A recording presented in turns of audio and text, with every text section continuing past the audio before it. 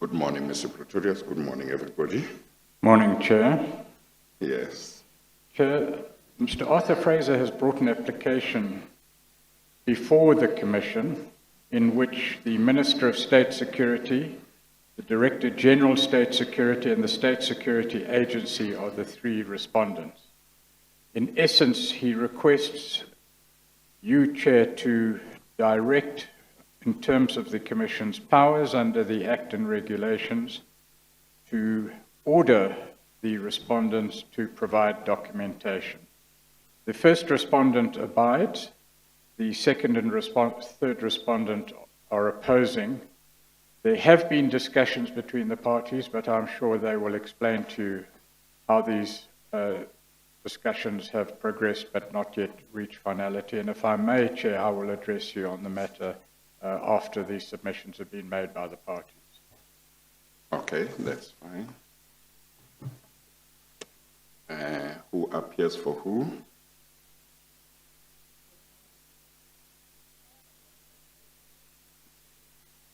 You'll have to put on your mic or go to the podium if they sanitize it. But if your mic is working and you are happy to speak from there, it is okay. It is working, Chairperson, and I'd rather speak from. Okay, all right. For the record, I'm Rapilani Khorejira in respect of Mr. Arthur Fraser. Yes. I think they are indicating that you are not audible enough, so it's better that you go to the podium.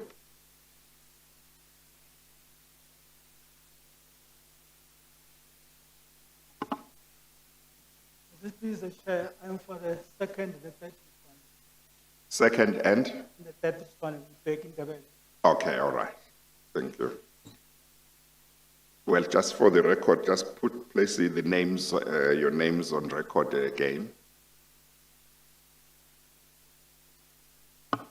Advocate taking the bell for the second and the third. Yes, they can't hear. I think maybe take off your mask for now, yes, and then just speak up a bit. If they hear, then we know that it will be in the transcript. If they don't hear, it won't be in the transcript. Thank you, Chair. The name is Begin Debele for the second and the third respondent.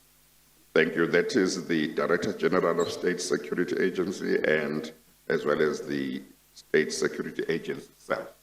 Okay, all right. Yes. For the record again, Chairperson, I'm Rapilani Khorejira on Yes. behalf of Mr. Arthur Fraser, the applicant in this matter. And if I may address you on the events, it is common cause, Chairperson, that from as early as August last year, the applicant sought the disclosure, declassification and disclosure of certain documents from the respondents. The long and short of it is that there has been no compliance with that request, forcing him to bring this application to yourself. And for the first time in the respondents' answering affidavit, do we get told that the respondents are willing to assist us with the documents that we require, and subject to us providing them with the particularities of the documents that are required. And owing perhaps to limitations of technology, we could not file electronically our reply together with its annexures. I beg leave of the Commission to hand to the Chairperson a copy of the reply. I've provided my learned friend with a copy this morning. That is the replying affidavit. It's the replying affidavit. Okay, no, that's fine.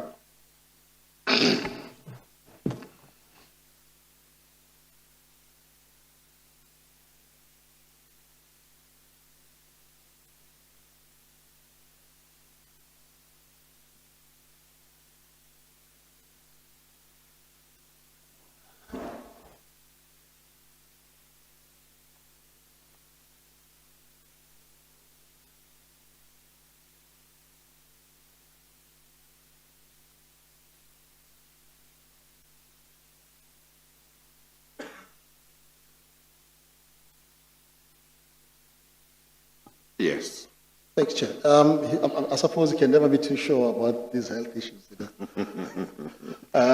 And perhaps the one thing that I forgot to do is to apologize on behalf of my senior counsel, Moses Kakani, who's had an emergency and cannot appear. We tried to, yeah. No, that's fine. I assume I will struggle ahead. Yeah, no, that's fine. But the reality, Chairperson, is that in our reply, we then go to each and every document, say for two, that for some reason I skipped, and explain why we require those documents. Maybe before you go further, I think what I thought you would address first is what the discussions, what has come out of the discussions, because it may be that we should proceed, it may be that we should not proceed, depending on what I'm told about those discussions. No, that's fine. I was just giving a background of the discussions. Yes. But the bottom line, Chairperson, is that we have, following the undertaking by the respondents that they would provide us with those documents, provided we give them the particularities. We provided them in the answering affidavit, which we emailed to them last night, and also the annexures, which we only provided them today. The annexures is a statement of our client, or the draft statement, because those annexures would then inform that statement. But then our view then, which we indicated to our opponents, is that to the extent that they undertook to provide us with the documents, provided that we give them the particularities, we have done that. As far as we are concerned, there is no matter to be argued anymore today. They need to apply their minds to the documents that we provided them, and if they're uncertain or what it is that we really need, then there can be further engagements. That, Chairperson, is my instruction, and that's where the discussions went. Stand, yeah. Well, it seems to me that because they've given that undertaking, you are right in taking the attitude that you should give them time to apply their minds to the particulars that you have given, so that they can give you the information you have asked for, or if they have reason not to give some of the information, at least they can tell you why. But it seems that there is no point in pursuing the application as of today. It may well be that the application should be postponed either to a specific date or sine die. So that's the one point. But the other point which I must say, so that you and your clients appreciate the situation, is that as to what the Commission can do at the time that your client will have received the documents that it is looking for, in terms of the Commission allocating any time for any evidence, I can't give you any guarantee because of precisely where we are. The oral evidence should have been finalized by end of March. We are in extra time, and there is serious difficulty. You know, April and May and June were supposed to be for the writing of the report. So I'm just mentioning that for what it's worth, that as and when you reach a point where you have got the information you are asking for, we are not guaranteeing anything. If at that stage you make a request to give evidence or whatever, that will have to be looked at that time against the constraints that will exist at that time. You appreciate that? We appreciate that, Chairperson. Yes, okay, all right. Mr. Pretorius, have you got anything to say? Or maybe I should hear what counsel for the second and third respondent has to say. Are you able to speak from where you are? Or if the microphone is going to give us problems, they can sanitize the podium and then you can come to the podium.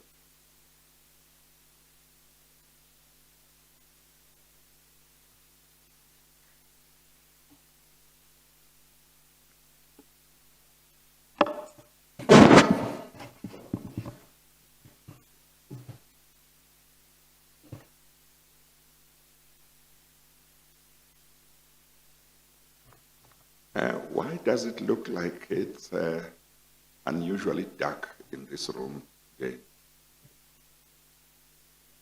Is there some light that is not as bright as it should be? Okay. Yes.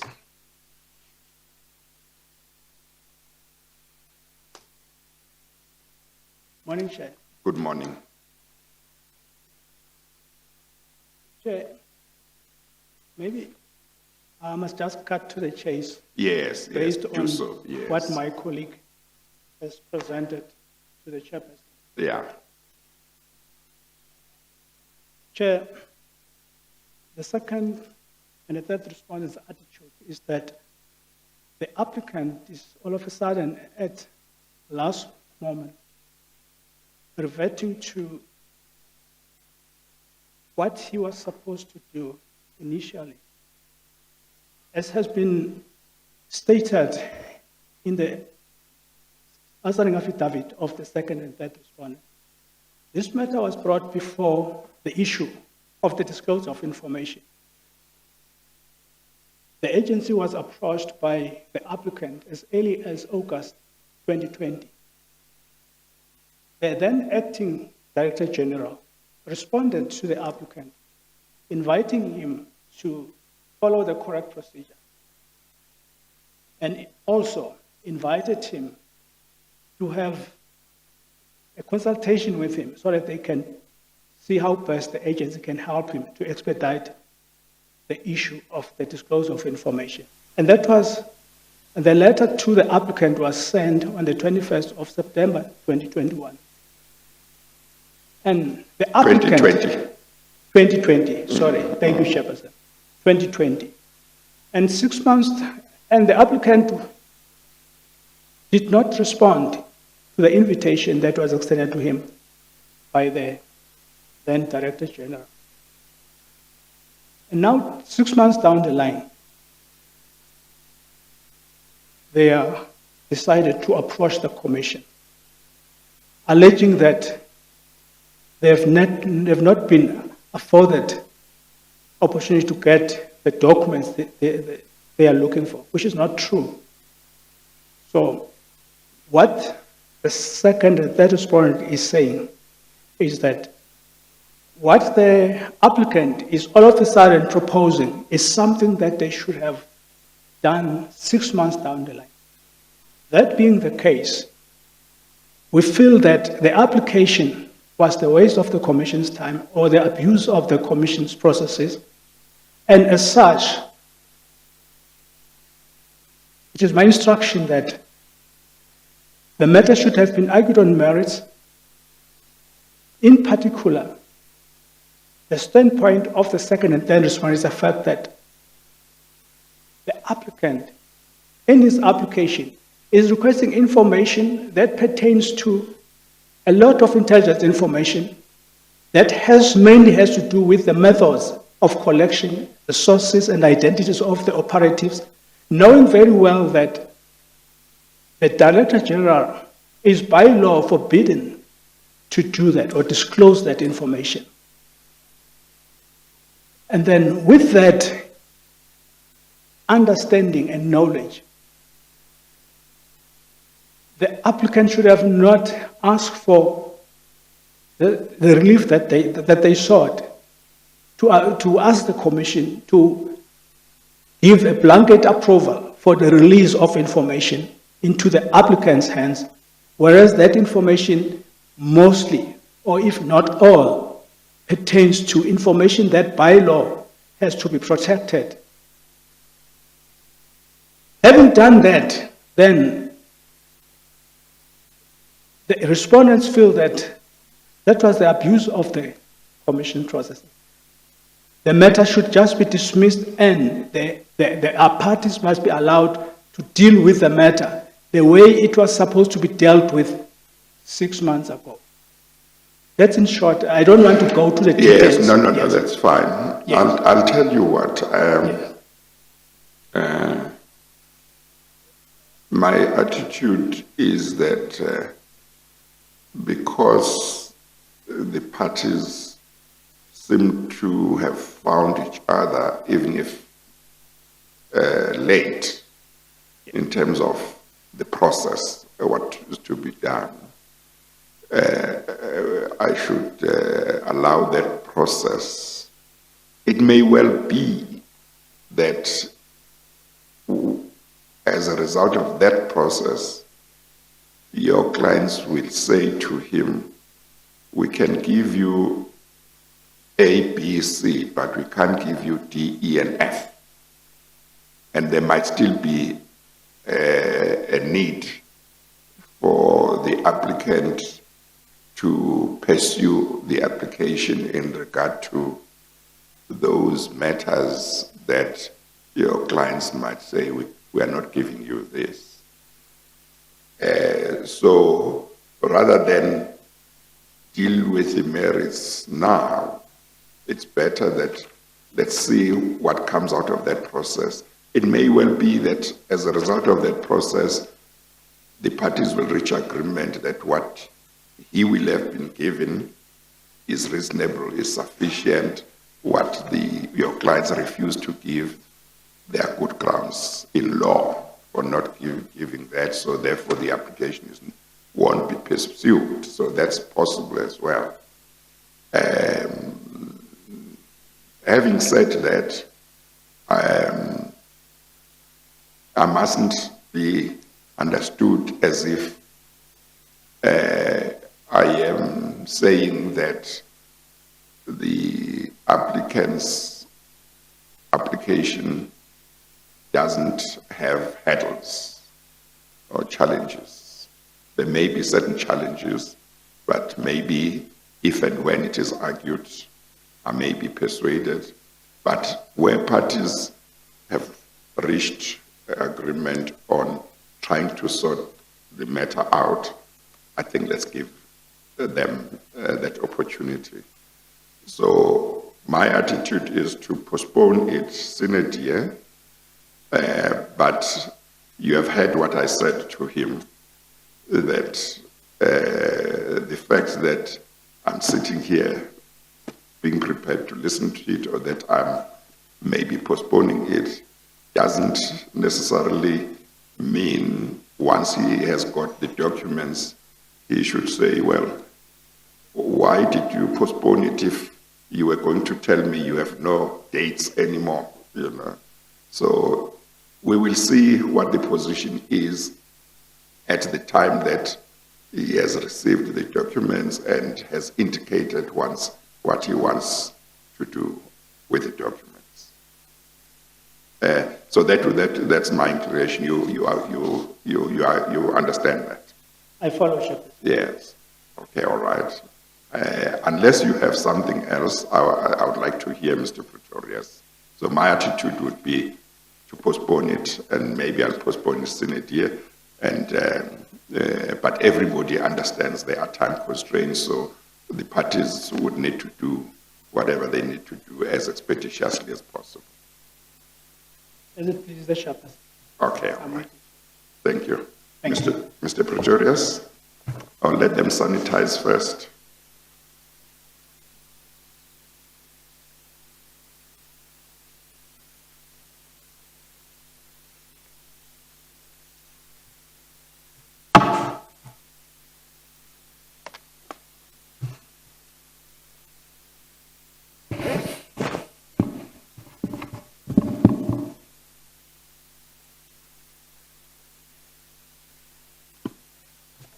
Thank you, Chair. I'll be brief. It's perhaps important to contextualise this application within the work of the Commission. There are really two approaches that can be adopted. Mr. Fraser says in paragraph 34 of his founding affidavit, I am more than eager to expose the machinations of these people who I believe are guilty of abusing their positions in government to favour and unlawfully enrich themselves, their friends and or associates, to favour or disadvantage certain political parties and or factions of political parties, steal from the public purse, and then there's an allegation that I'm not going to deal with. Chair, there are two ways then that will deal with this issue. The Commission's powers to order the production of documents are there for the Commission to conduct its own investigations in terms of its own terms of reference. Mr. Fraser appears on his own statement to have evidence significant to the work of the Commission. And from the legal team's point of view, of course, and I'm sure that will be endorsed by the investigators, we invite Mr. Fraser to come and cooperate with the Commission's investigators so that the Commission can, with Mr. Fraser, conduct an investigation. What is happening here is that an investigation is being conducted outside the ambit of the Commission's work. So if Mr. Fraser has evidence relevant to the Commission of this nature and of a serious criminal nature, it should have been brought before the Commission long ago, but although it's late, we invite Mr. Fraser to work with the Commission in a Commission investigation.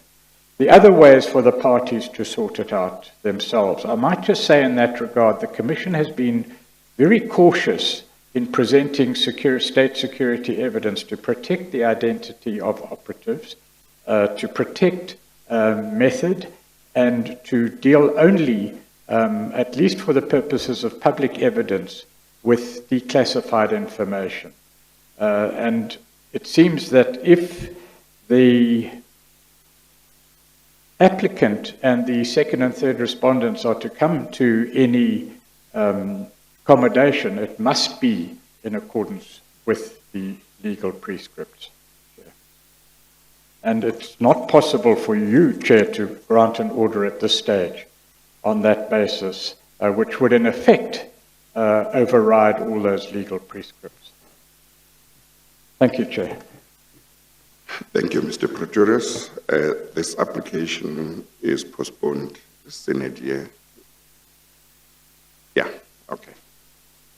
Thank you. We are going to adjourn and resume at 10 o'clock for the hearing of the evidence of the witness scheduled for today. We adjourn.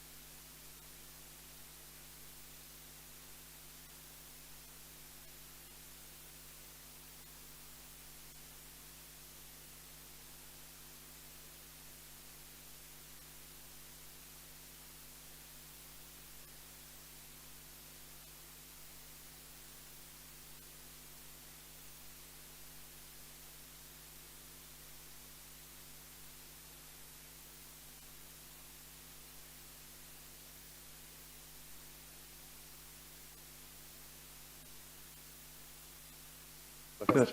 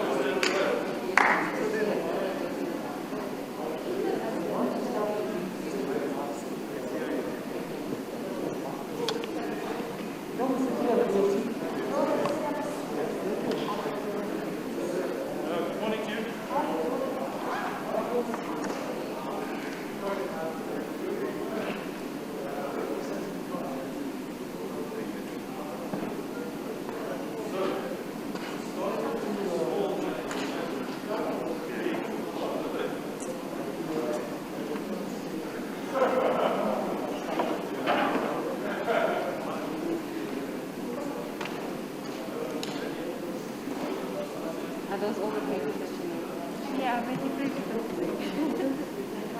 Yeah. Yeah, it's back into the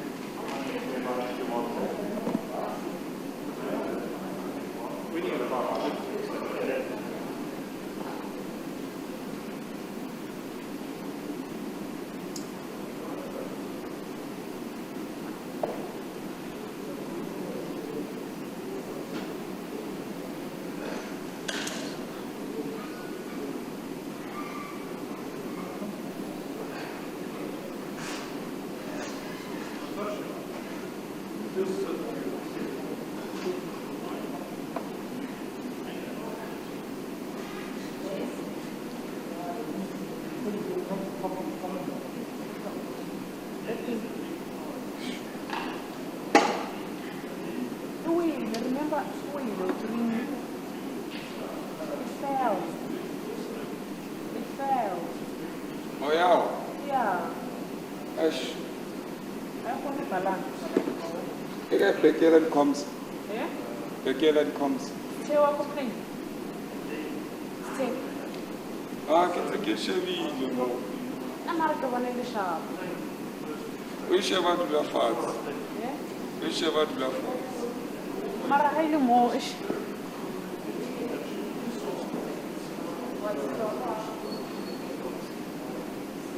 Yeah.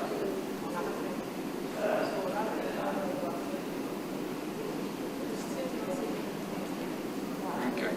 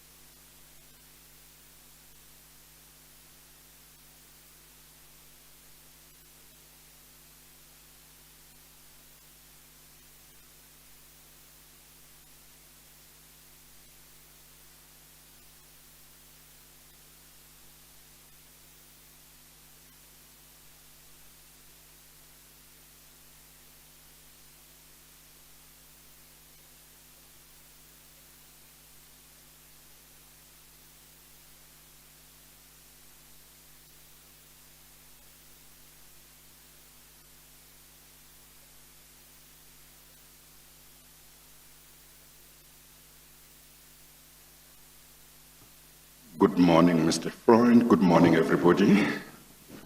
Good morning, Chair. Good morning, Mr. Mantashe. Thank you. Yes, Mr. Freund. Thank you, Chair. Chair, this is the resumption of the stream of evidence on the question of the adequacy or otherwise of parliamentary oversight vis-à-vis allegations of state capture or corruption. You will recall that we've heard a number of witnesses who deposed to a series of affidavits that were furnished by the African National Congress. And those affidavits, as originally filed, concluded with an affidavit of the Secretary General of the African National Congress, Mr. Magashule. And so what had originally been anticipated is that Mr. Magashule would be testifying today.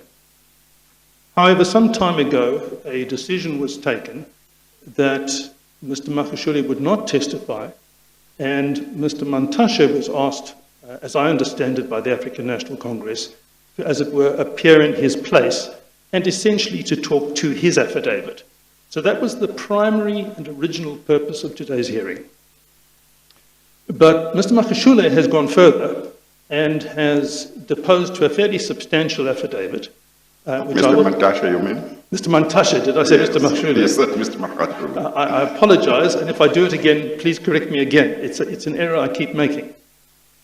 Mr. Mantashe, see, the word is written in front of me. Mr. Mantashe has gone further and deposed to a substantial affidavit. And that will be the second primary purpose of the evidence today. But in the last week or so, as a consequence of correspondence between myself and Mr. Mantashe's representative, what's come to my attention, and which we will also need to deal with, is certain material produced and furnished by Mr. Mantashe back in 2018, really round about the time of the initial evidence of former Minister Barbara Hogan. There was an initial statement, there was a follow-up statement on deployment, which overlaps but is not identical to the present affidavit. So we will canvass all of that as well. And then, in addition, Chair, I have put together a bundle of newspaper articles in some sort of chronological order, and those were furnished some time ago to Mr. Mantashe so that he's not taken by surprise. And I will be exploring some, but by no means all, of those articles in the course of the day.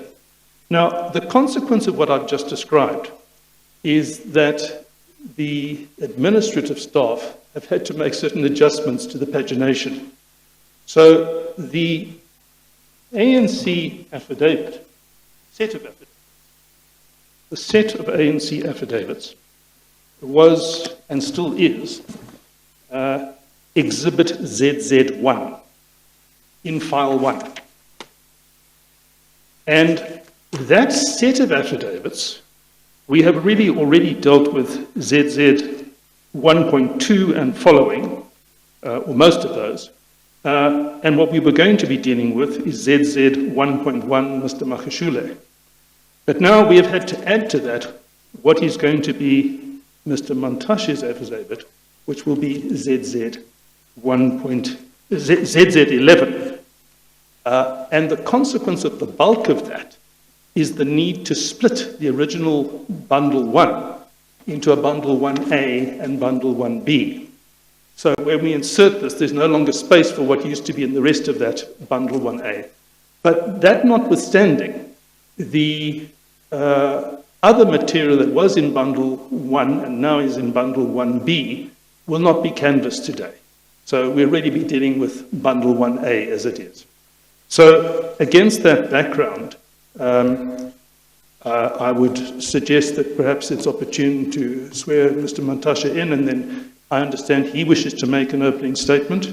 Perhaps it might be convenient if I just indicate to you, Chair, where one finds that opening statement. Before you do that, the relabeling of the bundles to you say 1A 1A and 1B. One understands the reason why you had to split them.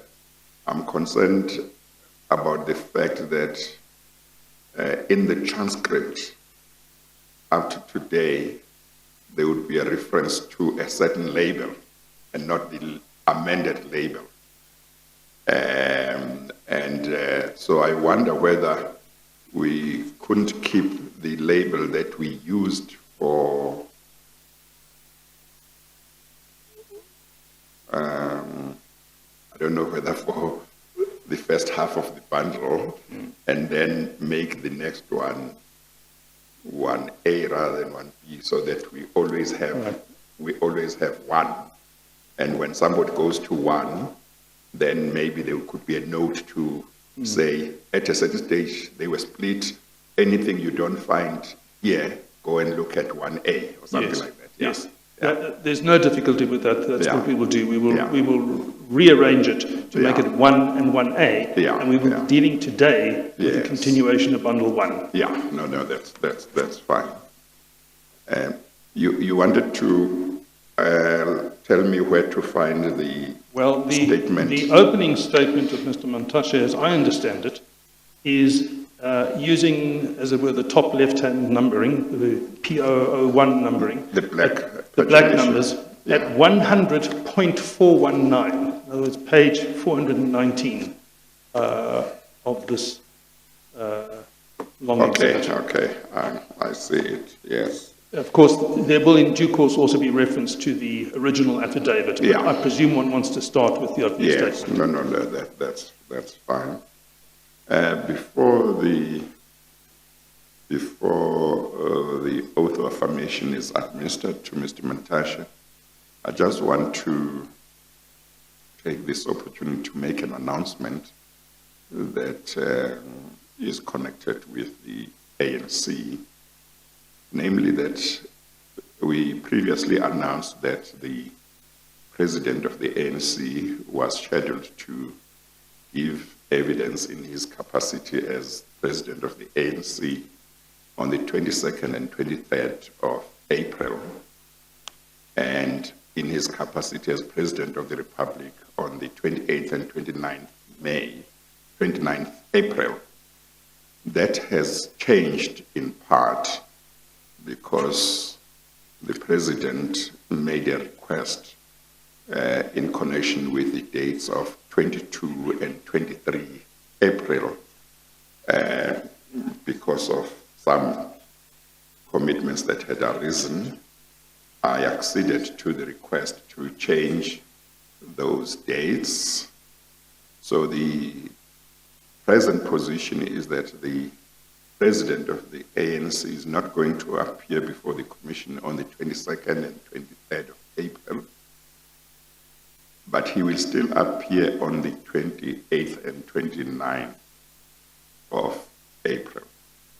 Originally, on the 28th and 29th April, he was to appear in his capacity as president of the country.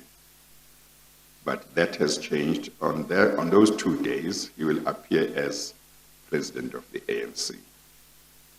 As president of the country, he will now appear before the commission on the 13th and 14th of May. So I thought I must just make the announcement because it's important that the public knows. And then secondly, I want to say I appreciate that the ruling party is taking part in the proceedings of the commission, and I'm happy that they have sent a senior leader to take part in the proceedings of the commission and give evidence. I was quite concerned early last year after the commission had sent invitations to all the political parties represented in Parliament including the majority party, inviting them to make submissions to the Commission on various issues, particularly of oversight, and there was no response for a number of months from a number of political parties, including the majority party. But ultimately, there was communication, and I understand that somehow that invitation might not have come to the attention of the right people in the ruling party. I was concerned because, particularly with regard to issues of oversight, it's quite important that the majority party takes part and gives its own input on the challenges that might be there in Parliament, but also on other matters that the Commission is investigating. It's quite important. Many of the political parties represented in Parliament did not respond to those invitations that we sent out today. I think the DA did respond, and some of its leaders have given evidence. You will remind me, but I'm not sure that I remember any other political party that has taken part, but the invitations were given to everybody, all political parties, I think, except maybe those who only featured in Parliament after the 2019 elections. But all those that were represented in the previous elections, who might have had some role to play in terms of oversight, were invited. It's just unfortunate that they have not responded positively. So, but I just wanted to say I appreciate that the ruling party is taking part and will make its input. And I am happy that they've sent one of their senior leaders to give evidence and assist the Commission. Thank you, Mr. Mantashe. Thank you, Chair. If I could just make one small point. It's been drawn to my attention, I've referred you a moment ago to where one finds in the file the typed version of the opening statement you're about to hear. What's been drawn to my attention is that it's slightly different from a former version that was in the file. Okay. And that will be, the copy you've got in front of you is the correct copy. Yeah. But your files will be sorted out to ensure that the one with some typographical errors will be removed, and what will remain in your file is the correct one. Okay, no, that's fine. That's fine. Okay, I think what should happen is let's please administer the oath of affirmation to Mr. Mantashe, and after that I will allow him to make his opening statement. Please state your full names for the record. Please state your full names for the record. My name is Samson Gwede Mantashe. Do you have any objection to taking the prescribed oath? I have no. Do you consider the oath binding on your conscience? Do you solemnly swear that the evidence you will give will be the truth, the whole truth, and nothing but the truth? If so, please raise your right hand and say, "So help me God." So help me God. Thank you. I hope that you were audible, Mr. Mantashe, to the technicians indicate that you could not be heard. So I think I'll ask you to speak up. And I think the mic needed to be raised a little bit, yeah. Okay, is that better? Can you hear, technicians? Okay, they can hear. Okay, let's start afresh. Please state your full names for the record. My name is Samson Gwede Mantashe. Do you have any objection to taking the prescribed oath? I have no objection. Do you consider the oath binding on your conscience? I do. Do you solemnly swear that the evidence you will give will be the truth, the whole truth, and nothing but the truth? If so, please raise your right hand and say, so help me God. I'll be quiet. Thank you, Mr. Mantashe.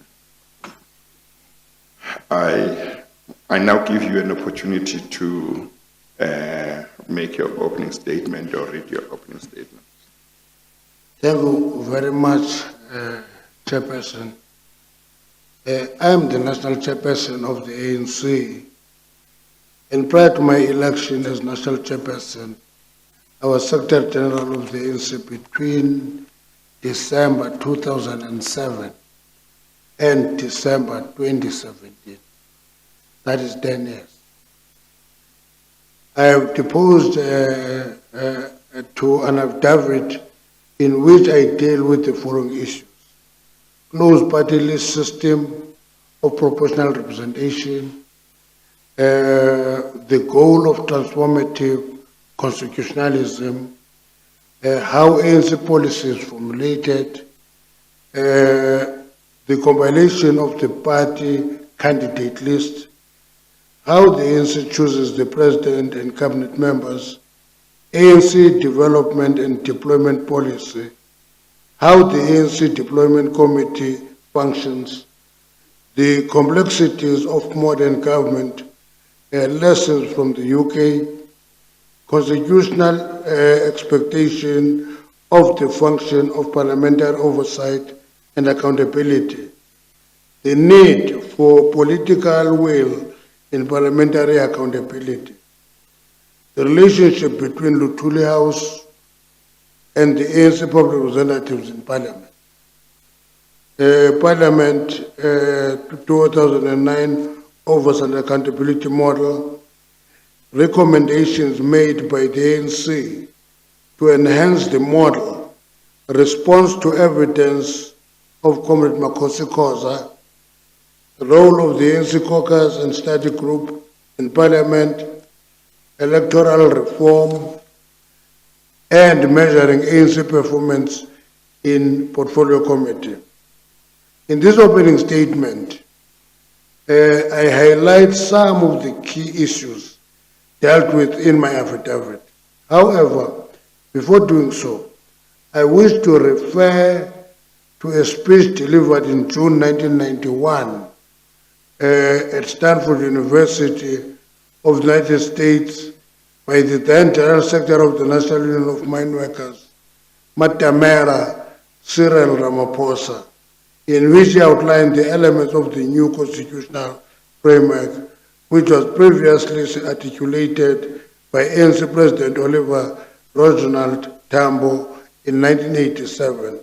This includes reunification of the country, including so-called homelands that the government has broken off from South Africa, one common citizenship for all people of the provinces, the democracy based on proportional representation at the national and local level, a Bill of Rights that protects human rights specified in various United Nations documents, provisions to guarantee that the rights will be enforced and cannot be overruled by any newly elected body, an independent judiciary, and mechanisms for aiding the country's social and economic transformation in a democracy, including constitutional provisions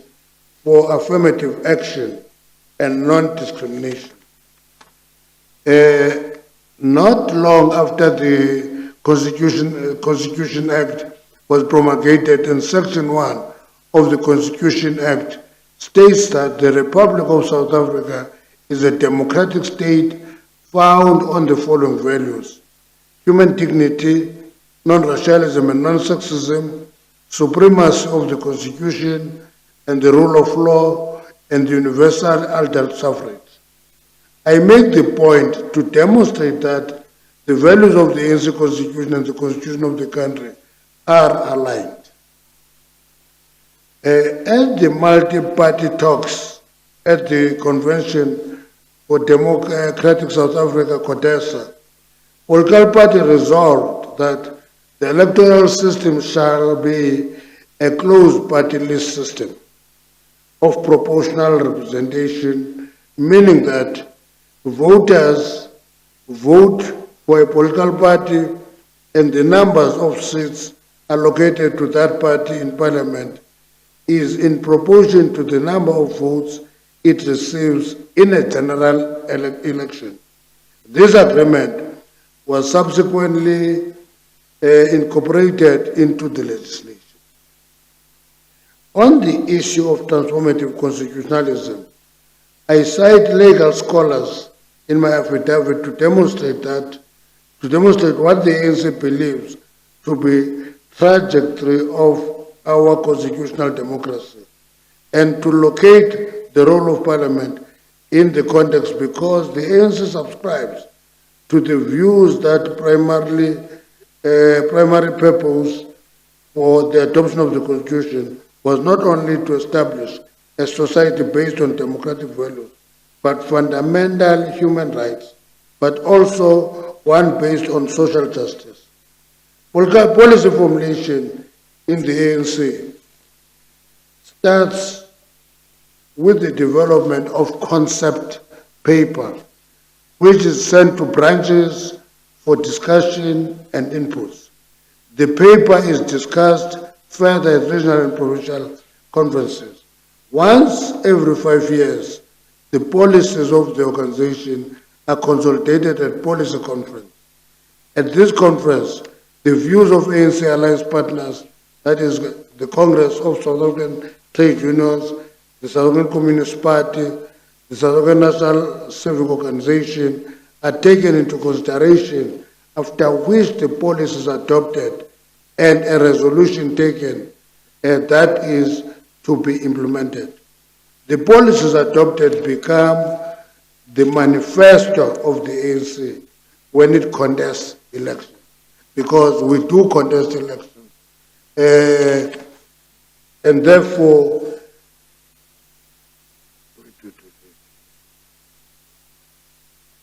yes, all comrades who are placed on the national provincial party candidate list are required to commit to the election manifesto of the ANC. Now, in complying its list of candidates, the ANC takes into consideration demographics, gender parity, so that at least 50% of the candidates are women, and that is in the constitution of the ANC. It's Rule 6. The representation from the youth sector, particular skills of candidates that could enhance the work of Parliament, and retention of experienced parliamentarians. In line with the Constitution of the country, every member elected in Parliament shall be eligible to be a candidate for the presidency of South Africa. Although the Constitution affords the President the prerogative to choose the cabinet, the practice in the ANC is that the President chooses the cabinet after consultation with ANC and its alliance. I want to emphasize consultation, because it's not the ANC and the alliance that tells the President who should be in the cabinet. It is the President who consults the ANC and the alliance, so that the unity is maintained. In November 2018, I made a submission to the Commission to clarify the confusion that had arisen when the banking institution presented their evidence about their meetings with the ANC, and to explain why the ANC met the banks and what internal processes were followed thereafter. At the time, I raised the following issues with the Commission. All South Africans, both black and white, should embrace the Commission with open arms. We made the statement then, we repeat it today. The ANC exhorts all South Africans to persevere.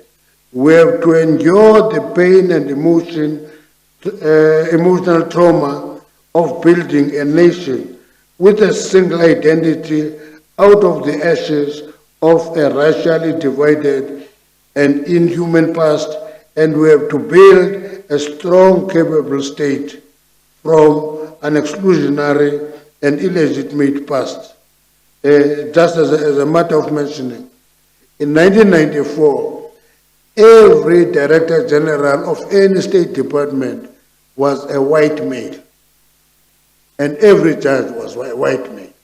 So that is what we are referring to. And the Truth and Reconciliation Commission fulfilled an important role in the post-apartheid nation building process. As a young democracy, we have achieved in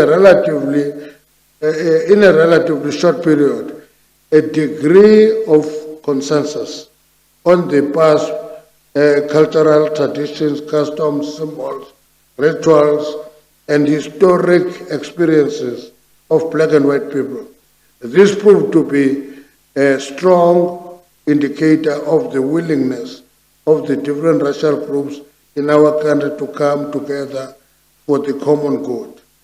We must jealously guard our victories and not allow anyone to drag us back to the racially divided society where the rule of law was selectively used and where the majority of people, African, colored, and Indians, existed as soulless, dehumanized individuals. We should not go back there. I'm informed the Commission, I also informed the Commission that I would be submitting a statement about the ANC deployment. Details of the ANC deployment policy were subsequently filed with the Commission on 9th, 20th, and 26th November 2018. So they were submitted to the Commission, as appears from the annexures in the bundle of documents I have submitted. I want to emphasize the fact that in the ANC, we don't have a policy called catered deployment. We have a deployment policy. It makes a huge difference because it's not a catered deployment, it is a deployment policy of the ANC. I addressed the issue of catered deployment in my affidavit for two further reasons. To give, we are raising the question of catered deployment. These are the reasons. To give the Commission an appreciation of the genesis of the ANC policy development and deployment so that it can evaluate and pronounce on the validity of the request made by the leader of the opposition, Mr. John Steenhuisen, on 3rd February 2021 that the State Capture Commission should tackle and end the ANC policy of catered deployment. That is what the DA refers to our policy, catered deployment, for their own reason.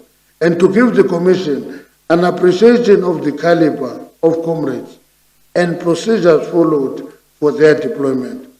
Between 1997 and 2017, the ANC deployment policy has been discussed and refined at National Working Committee meetings, National Executive Committee meetings, at national conferences.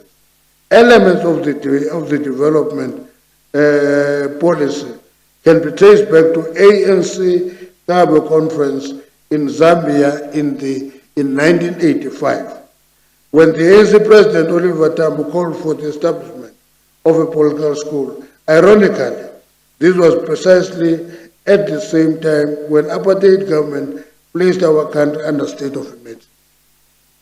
There was formal and informal training taking place since the late 1990s to take over from the predominant white male civil service.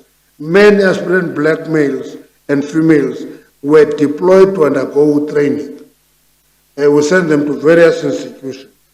They were sent to Egypt, where they received diplomatic training, the Nordic countries, the United Kingdom, where they received training specifically in civil service, and the Kennedy School of Governance, Wharton Business School, Wits Business School of Governance, and Wits University, where they took courses in public sector policy and development management. We are making this point so that it must not be seen as just taking people from the street, put them in the public service. There was a conscious process of training people, prepare them for a role in the state. The purpose of the ANC Political School in South Africa, which was received in April 2013, was to conduct compulsory political education training for all elected leadership structures, to develop the capabilities of cadres to undertake the task to which they were deployed, and to develop the caliber of cadres to monitor and ensure policy efficiency of ANC campaigns and policy development. Now, in 2018, President Matamela Cyril Ramaphosa launched the OR Policy Leadership Institute, and Dr. David Masondo was appointed its principal. That school does it. The ANC used the first term of government in 1994-99 to perfect deployment system, notable with deployment framework, guidelines of the relationship between institutional structure and the government structure, and this talks to party and state relationship. Guidelines on the role and criteria of ANC premiers, guidelines on accountability and monitoring of ANC public representative, guidelines on the deployment of executive mayors for local government elections. In practice, the Secretariat of the Deployment Committee monitors the media and government bulletins for advertisement for vacancies. The committee takes an interest only in those vacancies which it considers strategic and which could advance the development agenda of the state. Such vacancies for the post of Director General, Board of Directors, and state-owned enterprise. The Deployment Committee doesn't deploy directors, deputy directors, and all. The deployment doesn't enter there. It is limited to, in the state, to Directors General and Deputy Directors General. That's it. Below that is normal. Now, the Deployment Committee maintains a pool of suitable qualified candidates for deployment. Sometimes the ANC would encourage comrades to apply for position, provided that they have already undergone psychometric testing and a comprehensive government-based selection process. This is not an ANC process. The Deployment Committee doesn't appoint, it recommends. Government undertakes processes to select candidates for position. In the case of board position, the state-owned enterprise, for state-owned enterprises, where public interviews are conducted, the ANC would encourage suitable qualified comrades to apply. In cases where the minister has the final say in appointments, the role of the Deployment Committee is to comment on shortlist, usually 3 candidates presented by that minister. The focus is not only on academic and professional expertise, but the Deployment Committee also takes into account skills and expertise in conducting constituency work, working with the masses on the ground. And our comrades deployed in whatever center should take with them qualities and attributes that will hold dear as a movement. This includes putting service to the people first, an ethic of work and selflessness, respect of the senior structures and cadres of the movement, responsiveness to the needs of the people, and collective approach to the matters. And it is important, Chair, to emphasize the fact that this is what we aspire for. A few days ago, the Minister of Public Administration, Public Service and Administration, said at the top level, up to now, 65% meet the requirements. There is a 35% that is questionable, meaning that it is quantifying progress that has been made. That's why. In our deployment, we consciously strive to dispel the notion that we've become a movement in leadership which is distant from the people whom we have served in long struggle for liberation. We endeavor to be true to our tradition of putting the interests of our people and our country first. The National Deployment Committee consists of 15 members. Primarily from the National Executive Committee, it is chaired by the Deputy President of the ANC, currently Comrade Mabuza. Moving to Parliamentary Accountability, the National Assembly is required in terms of Section 52(2) of the Constitution to do two things: hold the organs of state accountable and exercise general oversight over national executive authority and organs of state. Critically important is the provision of Section 42(3) of the Constitution, which requires members of Parliament not only to oversee executive authority, but to scrutinize the action of executive without fear, favor, or prejudice, and to take their oath of office very seriously, namely that they would be faithful to the Republic of South Africa and will obey, respect, and uphold the Constitution of the Republic and perform their function to the best of their ability. In essence, our constitutional democracy adheres to norms and principles of separation of powers, rule of law, democratic self-government, protection of human rights, and existence of an independent judiciary. And it is a non-negotiable condition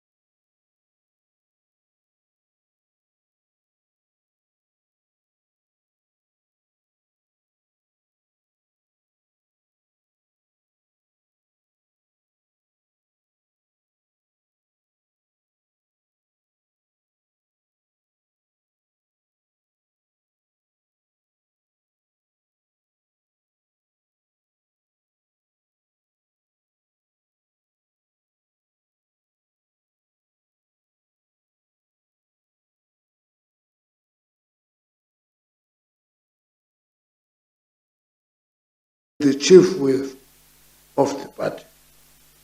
And decisions within Parliament are made within the rules of the National Assembly and legislative framework specific to Parliament. The ANC recommends that to enhance oversight and accountability, Parliament implements a number of mechanisms referred to in the 2009 Oversight and Accountability Model, but which are yet to be implemented. These include institutional mechanisms, amendment of rules of National Assembly, an oversight advisory section, legislative reform to act as a deterrent against corrupt activities, an early warning system to detect state capture and corruption, building our constitutional democracy, enhancing the oversight and accountability obligation of the Portfolio Committee, upgrading training and increase research capacity, asset interest disclosure laws, and encouraging gender mainstreaming. More details of this recommendation are set out in the affidavit of the Secretary General. In the execution of their duties, members of Parliament have to balance two opposing principles: their loyalty to the party its manifesto, and voters who voted for the party, and remain faithful to their political and moral principles and obligation to the Constitution. As the ANC, we have stressed to our MPs that in the execution of their parliamentary responsibility, they should apply their minds to the purpose of their task in Parliament to enhance our developmental agenda and not adopt a herd mentality by virtue of the ANC majority position. In short, they should be thinking MPs. That is emphasized. However, South Africa is a very young democracy, and the ANC view is that we should tread with caution when making majority decisions, such as the removal of a sitting president, without having a full appreciation of the consequences that such decision could have on the country, the party, and federal democracy. Recent events in the United States have vividly demonstrated how fragile democracy can be. I will elaborate on this because I have an experience of a party removing two of its sitting presidents. I can relate the stories of the consequences. And one of those was the formation of COPE, a breakaway from the ANC. And many people don't take that into account. And the fact that when you remove a president, for all intended purposes, the cabinet is removed. And I can tell you that when the first president was removed, we received a long list of letters of ministers resigning, basically collapsing government. And therefore, when we deal with the removal of a president, it's not just a question of a vote of no confidence or that. We look into the consequences and take a party view on those issues. Impulsive action, I believe, would unleash certain forces which would have a detrimental impact on the democratic aims we have thus far. The ANC can never take a Samson option. The Samson option, Chairperson, is when you get into a room, you pull the pillars, you collapse the system on top of all of us. We don't take that option. We think it's a dangerous option. It's a fatal option. This was the approach Comrade Jesse Duarte and I adopted in June 2017 when a motion of no confidence was proposed in President Zuma. So I'm explaining a logic that we took in saying it should not be done.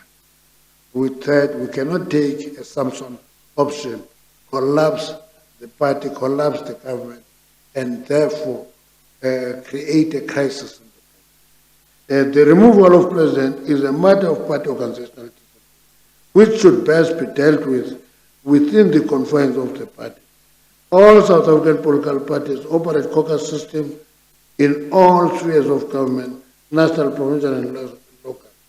And as a governing party, the ANC will endeavor to reorientate the public representative to appreciate the distinction and be able to differentiate between participation in a caucus or a static group, which may include participation of ministers and their constitutional obligation in terms of their oath of office to hold the same minister accountable in the portfolio committee in which other political parties participate. Their participation in both forums have entirely different objectives. Maintaining the dual accountability role to party and the public can be achieved by explaining to MPs that both roles are necessary to enhance the functioning of our democracy. At the National General Council mid-term review later this year, the ANC will focus on two aspects of the electoral system: whether we should introduce elements of the constituency-based electoral system at national and provincial level, whether the national, provincial, and local government election should be synchronized and take place at the same time. And this follows a judgment. There's a judgment that instructs us to have and undertake that discussion. and I'm committing here, will undertake that. And in terms of reference of the Commission, place specific emphasis on the Gupta family. As chairperson of the ANC, I believe it is necessary to explain how relation between the Gupta family and the ANC evolved. Very important, because hindsight is an exact science. But if we tell you how it evolved, it will help to a great extent. A few years after they arrived in South Africa, one of the Gupta brothers, Ajay Gupta, became a member of President Thabo Mbeki's economic advisor. He was that advisor. Around 2010, the family approached the ANC with a proposal to establish a newspaper and television channel. At the time, the ANC had an interest in the diversification of the media in the country. On the basis, the proposal was entertained. The establishment of ANN7 and the New Age was, in our view, just such an opportunity. In fact, the name of the newspaper, New Age, was proposed by the ANC officials after a well-known struggle newspaper of the 1950s. Once established, both newspapers and television channels gave much-needed coverage to programs of the ANC. And I can tell you, if you look into the newspaper and the media today, when I buy newspapers on Sunday, before I buy them, I know what to expect from independent media. I know what to expect from the Sunday Times, which is becoming something I don't understand. And that informed our view that we needed diversity in the media space. At this stage, the ANC had no knowledge of other business interests of the Gupta family until March. So what we know today, we didn't know that. Since 2013, after the Intel Commission recommended that former President Zuma to step down, the ANC has been undergoing a period of instability. A substantial part of that instability can be attributed to the allegation of involvement of the Gupta family in the ANC politics, in particular, the perceived hold of that family had over former presidents. Now, early indication of this perceived hold arose when private plane carrying guests to Gupta family wedding letting in Waterkloof Air Force Base in 2013, and a remark by Comrade Fikile Mbalwa in a meeting of the NSA in June 2014, after the general election, that he was told of his appointment to the executive by a member of the Gupta family. I have no doubt that during this period of turbulence, many MPs felt leaderless. And this probably explains the early lethargy in the portfolio committee. However, no ANC member of parliament was told to stop thinking or not to execute their responsibility in parliament. In my affidavit, I deal with the complexities of modern government and the lessons we can draw from the United Kingdom. I'm of the view that the manner in which parliamentary portfolio committee function and support structure around them is an urgent need of reform, so that when we assess their performance, we are comparing apples and apples. Finally, I have been requested to comment on 55 press reports which relate to former President Zuma's relationship with the Gupta family, Brian Mlife, Gupta family plain saga, issue of tender irregularity in translate, Parliament's Council report, Dinel's joint venture with Gupta family, claims by Mr. Mcebisi Jonas that Gupta family wanted to bribe him, evidence of Comrade Wenki Mentor and Barbara Hogan, and shenanigans of the ESCOM. I will endeavor to comment on matters arising from this press report sincerely and to the best of my ability. Thank you very much. We thought that we should give this context to our affidavit. Thank you very much. No, thank you very much, Mr. Mantashe. There are a number of points that you have made in your opening statement, which I've no doubt will be dealt with as you continue with your evidence. I am particularly encouraged about by some of the points made, which commit the majority party in Parliament to, as I understand it, doing what it can to ensure that there is proper and effective oversight and accountability in the context of the parliamentary function. But I'm sure that these points will be dealt with as we go along. Thank you. Mr. Freund, you want to start?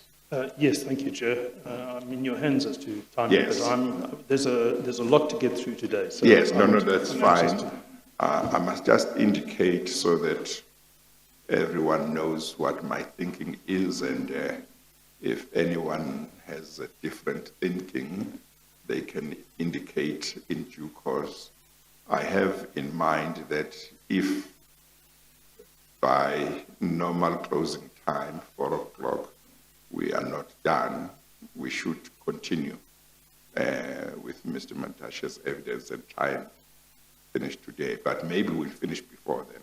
Yes, But I just mentioned because I think there are a lot of issues that might require proper discussion and ventilation.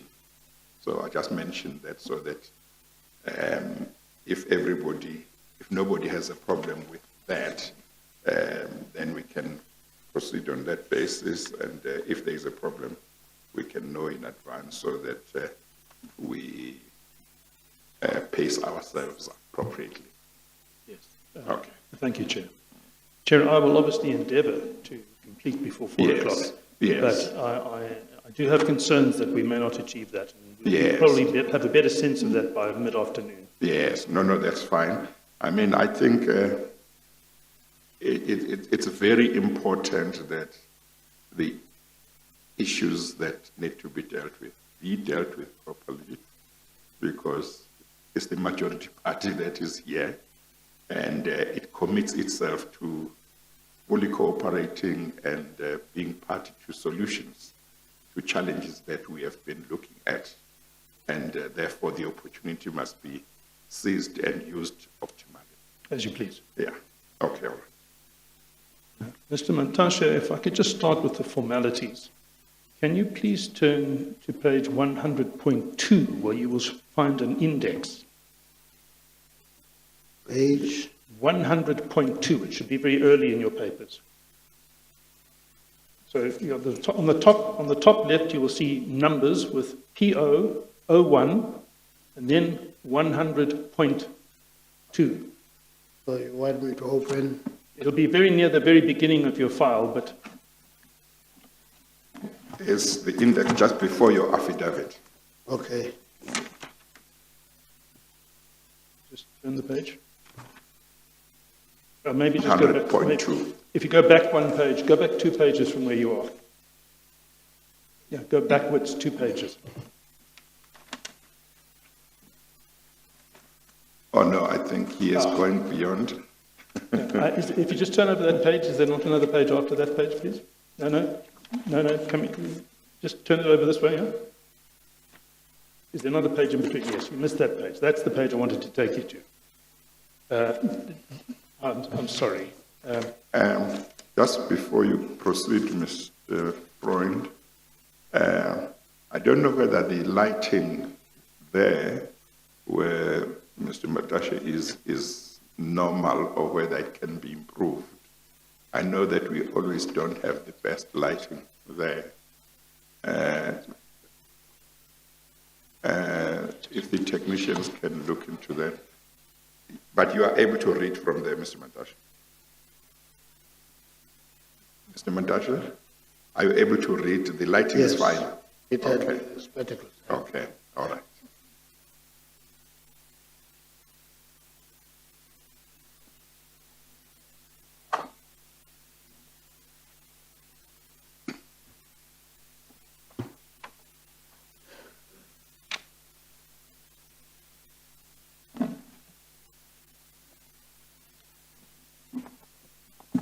Mr. Mantashe, the page that's now open in front of you at the top left, does it end with the number 100.2? Yes. Yes, thank you. Now, that's an index which helps us to get our bearings on all the different papers that are related to your evidence. And you will see that, firstly, it refers to an affidavit by yourself dated the 12th of March 2021. And if you keep your finger there, and go please to page 100.6, is that the beginning of your affidavit?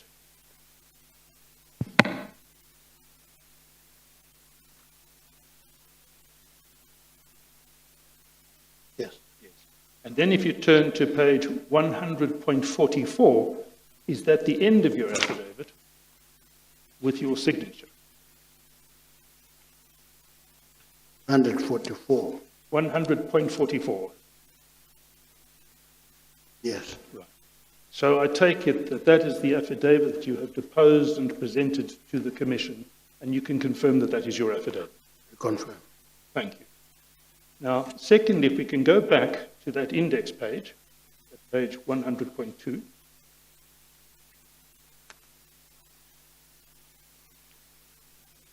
You will see that item 2 is a set of media articles, starting at page 100.45 and running all the way through down to, on page 6 of that document, all the way through to page 100.418. And all I want to ask you is that you can confirm that you've received those articles, you're aware of those Yes, articles. I did say that. All right.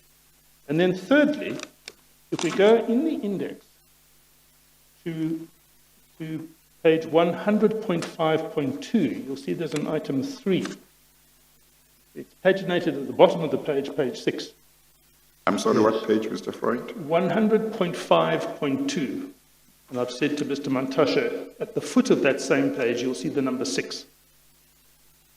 And you will see... I've got 100.5. That's still the index. Yes, still in the index. Then after 4.5, it goes 5.1 and then 5.2. Well, after 100.5, I've got 100.6. No, well, then your file is not in order, and I apologize. I've got 1.5.2. Yes, so Mr. Mantashe's file is the same as mine, but It means I was discriminated against. you were discriminated against, and we can only apologize for that. But with your leave, if I may do this, Mr. Chair, we can sort this out in a tea break shortly, because this is just a formality that I'm trying to deal with. That's fine. And the witness has the correct papers. I just want to confirm with you, Mr. Mantashe, that what then is indexed, and it's the documents that we find in the file from page 100.419 all the way through to the end, are a set of documents that you, through Mr. Naidu, have furnished to the Commission, and they've now been incorporated into this bundle. Is that correct? Yes. Right. On that basis, Chair, may I move that the entirety of the affidavit, articles, and further documents that I've just referred to be admitted as evidence, and they together form Exhibit ZZ 1.10.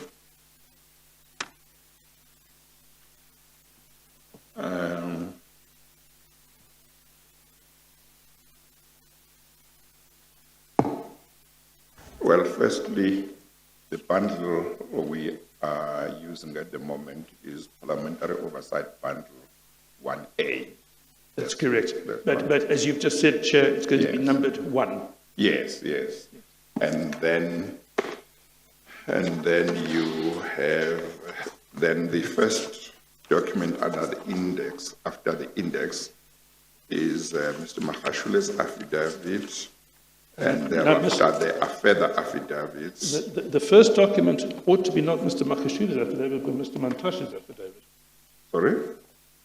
Well, on mine, the first affidavit is Mr. Makashule's one. Right. Mr. Mantashe's one comes later on Yes. mine. Yes, indeed. Is that correct? That is correct. For the Okay. moment, I haven't moved the admission of Mr. Makashule's affidavit. Yes, For the yes. moment, I'm moving the admission of Mr. Mantashe's affidavit. Yes.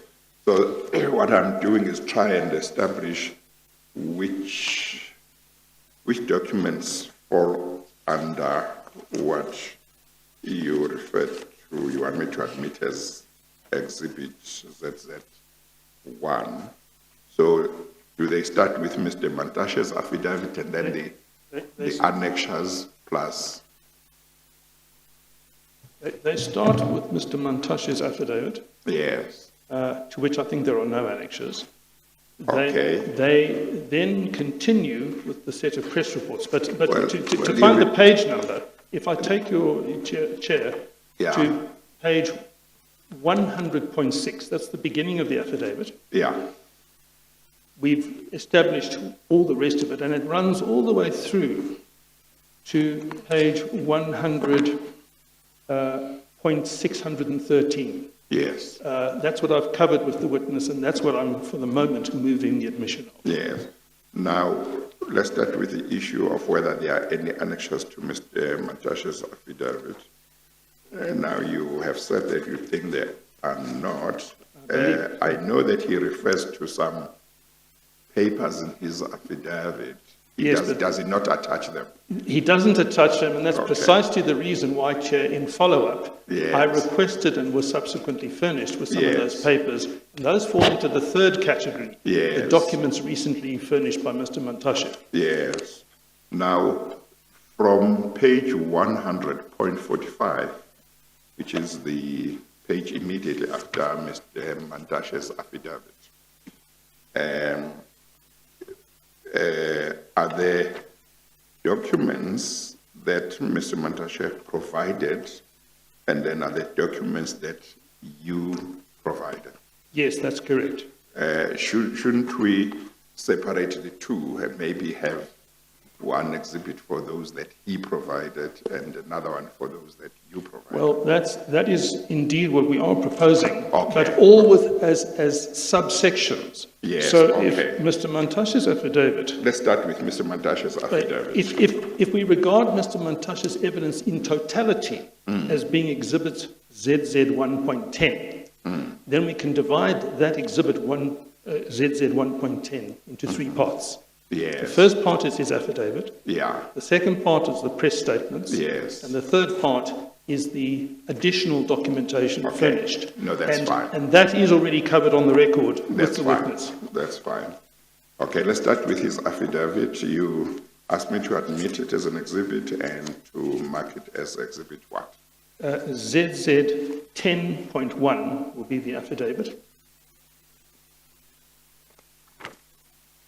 The affidavit of Mr. Samson Gwede Mantashe, starting at page 100.6, is admitted as an exhibit and will be marked as exhibit ZZ 10.1. Thank you. Okay. Then from page 100.45 is the beginning of the press statements. And if that could be, that bundle of press statements could be admitted as ZZ 1.10.2.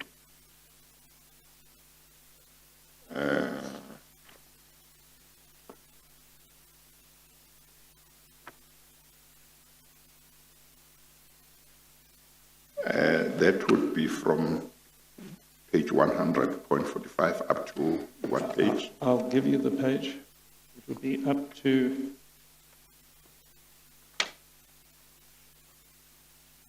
up to 100.418. 100.418. Is that right? That's correct.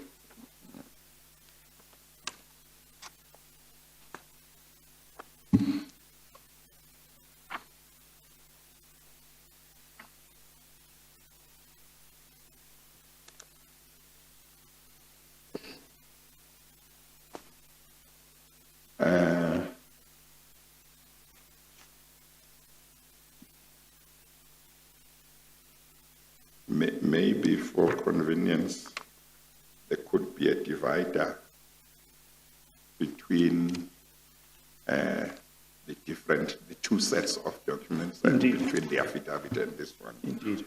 So, so that Exhibit ZZ 10.2 would basically be the documents supplied by Mr. Mantashe.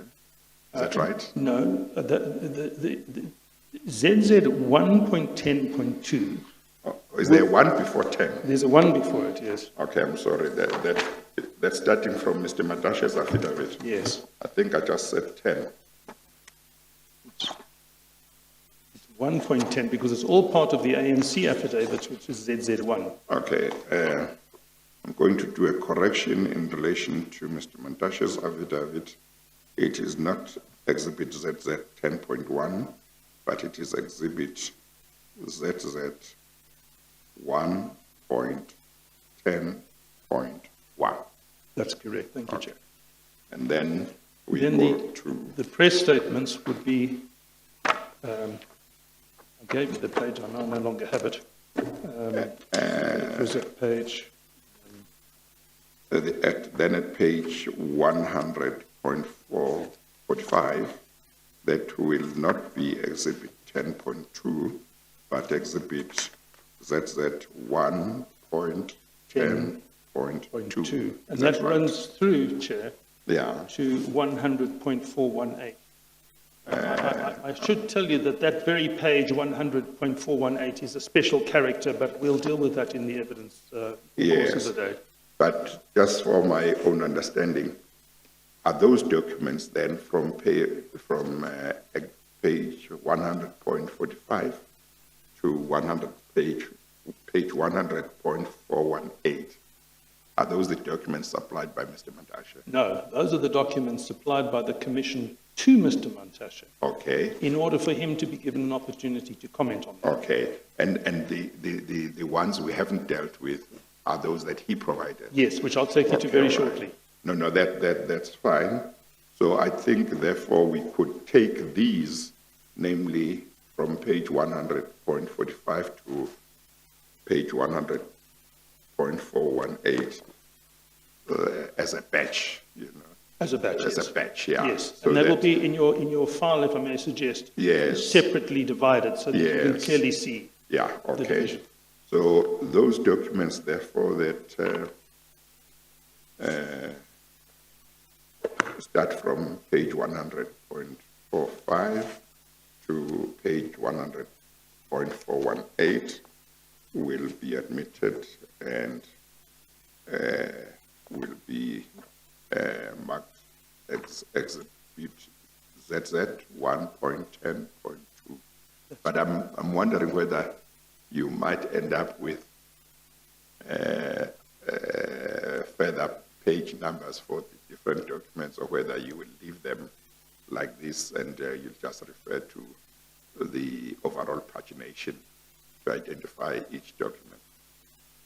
Sorry, I don't understand the question. Okay. But I think it's manageable as it is. It is manageable without further Yes. okay, Yes, no, that's I think it's fine. manageable as it is. Then let's go to the next batch. Then, Chair, from page 100.419 onwards, all the way through to 100.614, is what I propose should become Exhibit ZZ 1.10.3. Those are all documents recently furnished to the Commission by Mr. Mantashe, including, you will see the very first one is the opening statement that you've just heard, Yes. but including many other things that we will take you Okay. to in due course. No, that's fine. Then the batch of documents starting from page 100.419 up to page 100.614 will be admitted and will be marked as Exhibit ZZ 1.10. You say 3? 3. Yes, 3. thank you, Chair. Okay, all right. Yes. And if I may then proceed, I want to start the examination of Okay, Mr. no, Mantashe. that's fine. But I think let's take the tea break now, so you can start when we come back. We are at 11:20, we will resume at 25 to 12. That's our agenda.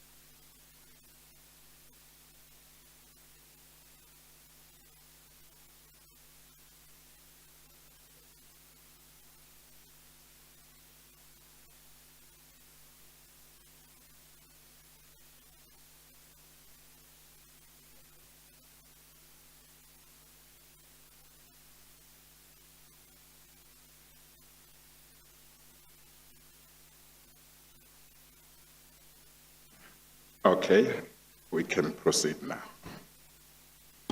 Thank you, Chair. Mr. Mantashe, I want to start by dealing with the issue of deployment that you've referred to in your introductory address. And I think it might be convenient if we start at page 100.450. I think that's been open for you in the interval. Page 100.450, Chair. Okay, thank you.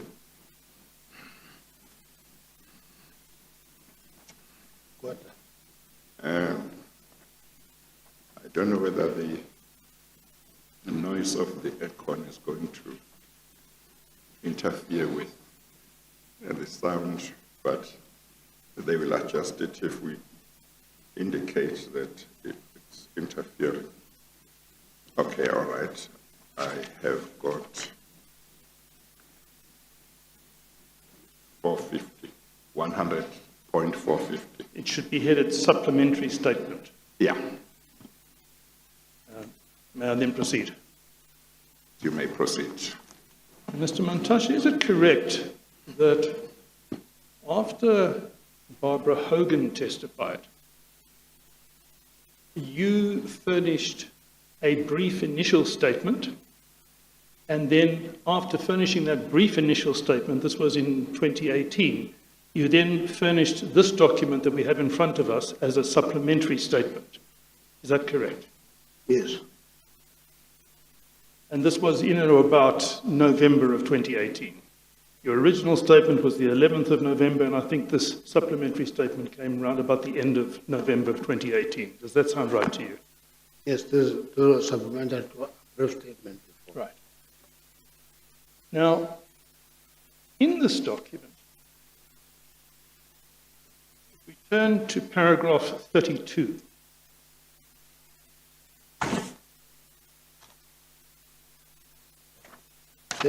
sorry, just bear with me. 3.2. Oh, 3.2, okay. Perhaps just to set the context. Ms. Hogan had made certain allegations which we'll come back to much later today.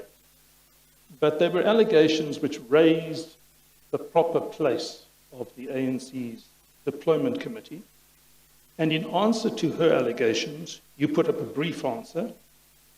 And then in this document, you elaborated further on the question of the deployment committee. That was the purpose of this document, as I understand it. Is that correct? Yes.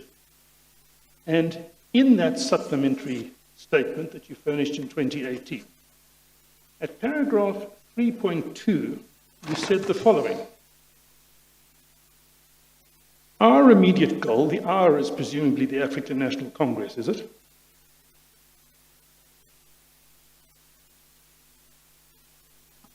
He's asking Mr. Mantashe whether our immediate goal refers to the immediate goal of the ANC.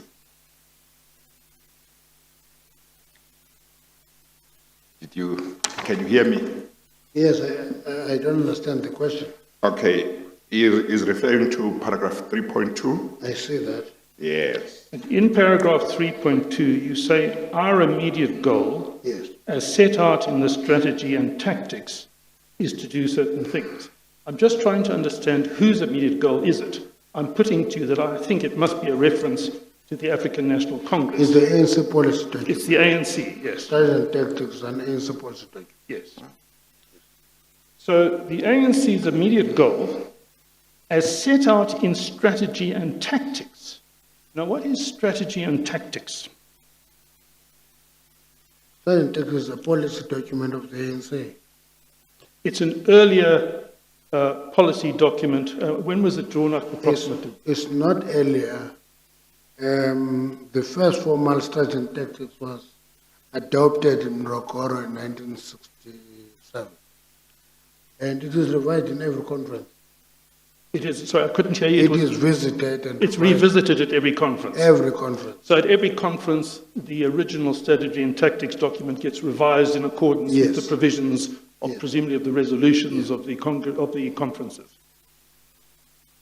And you then continue, our immediate goal is to deepen the hold of the liberation movement over the levers of the state. Now, when you refer there to the levers of the state, to what are you referring? Every level of the state is a terrain of own construct. Every terrain, whether it is departments or state-owned enterprises and so forth, all of them are a terrain of own construct. And the strategy of the African National Congress, as I understand you, is to deepen its hold over the levers of state, correct? Yes. And what does that mean, to deepen its hold? Unashamedly, the ANC want to govern. We're unashamed of that. And therefore, you can't govern without the state. That's why there's a distinction between state and government. We are a governing party, but the state which is continuous, that state must be made ready to execute programs of a governing party. Can I ask this question? Is my understanding of deepening the hold of the liberation movement over the levers of state correct if I say it means to deepen the control of the liberation movement on the various levels of the state and features of the state? Yes, it is the intention. It is correct. Yes, correct. Okay.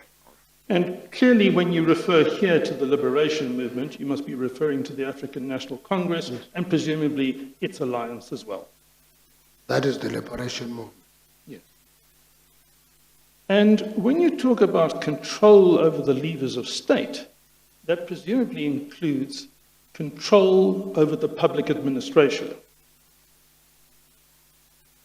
Yes, if you are governing, you must have that. And it includes control over the public service, which is part of the public administration. Do you agree? Yes. And it includes control over the state-owned enterprises. Do you agree? Yes. Those are tools in the hands of a governing party to execute its work. Now, do you accept the principle that the public service is required to be non-partisan? We accept that. I beg your pardon? We accept that. You accept that. And I furnished to you, and Chair, you may find on your desk just an extract from the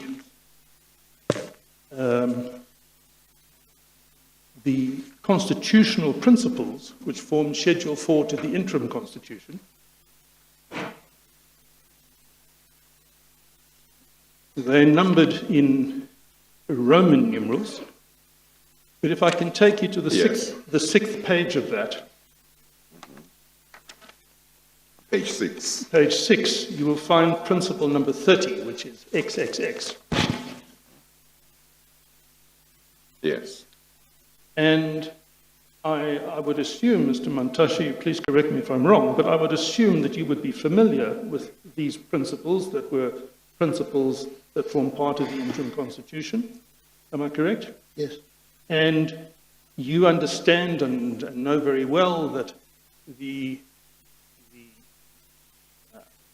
interim constitution provided for the establishment of what we now refer to as the final constitution, but the final constitution had to comply with certain principles, and that's the principles at which we're looking at the moment. Is that correct? And we accept them. Right.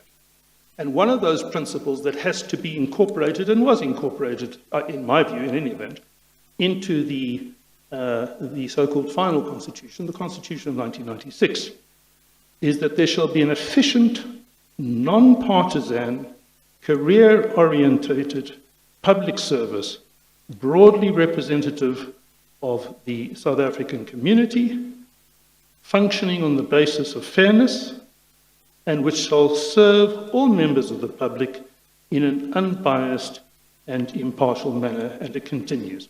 And I'm assuming that as Chairperson of the African National Congress, you have no difficulty with this principle. I think that's what you've already said to me. Is that right? No, we're accepting. Right. So, one of the issues that I'm going to be exploring with you in the course of the morning is what some might think is a tension between the principle that the public service has to be non-partisan and what you've already told the chair, which is that it's the express policy of the African National Congress to control the public service. Now, do you see any tension or conflict there at all? No, there's no tension. The emphasis is on working with a public service that is not rebellious against a governing party. That is the emphasis.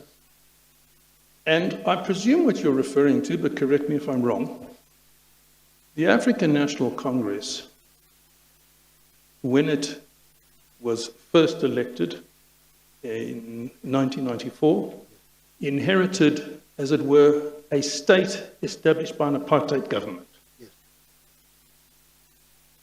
With racist laws, with a predominantly white public service, and you would accept that, what I've put to you, correct? Yes. So one of the challenges confronting the African National Congress after winning at least a first election is to try to reorientate the state structures so that they are no longer racist and so that the demographic makeup of that public service is more in line with the demographic makeup of the country as a whole. Is that correct? Correctly so. And let me make clear that I have no difficulty with that. I can't imagine the Commission can have any difficulty with that. That's not in dispute in this matter. We take that for granted. We also take for granted, or let me put it to you, I'm sure you will agree with this, that the goal of the Constitution is expressly to be transformative. You agree? Yes. And that embraces many things, but amongst the things it embraces is a desire, a policy, in fact, an instruction to the nation to shake off the racist past and to firstly, as it were, create a non-racial society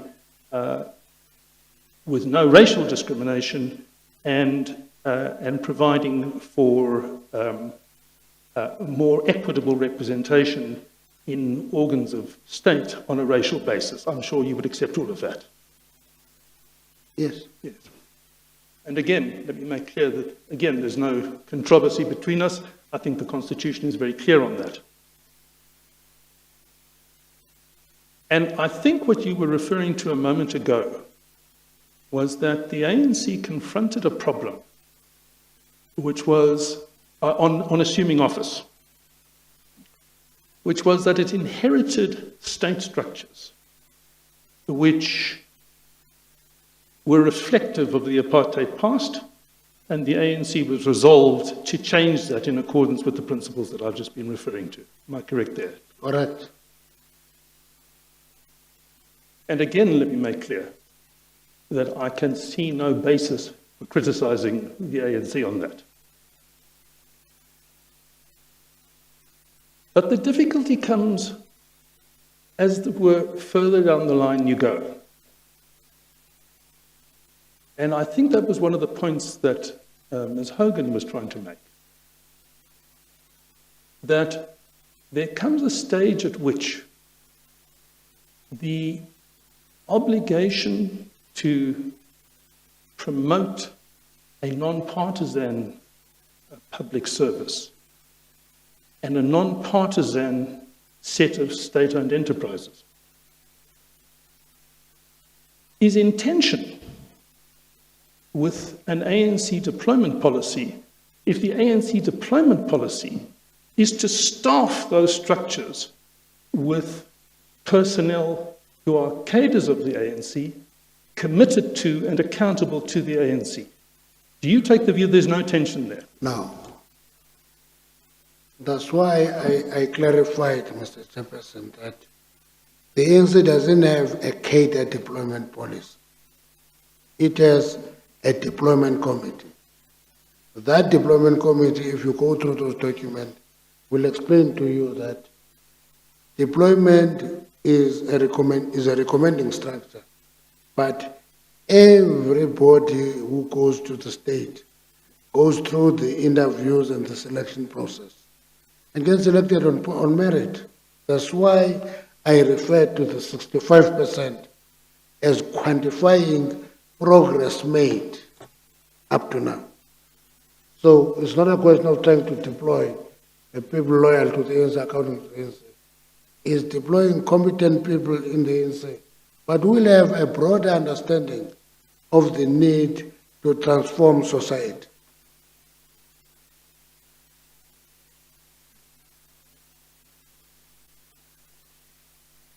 Now, if I can take you back now, for the first time, to your own principal affidavit, your main affidavit before the Commission, and I take you to page 100.16.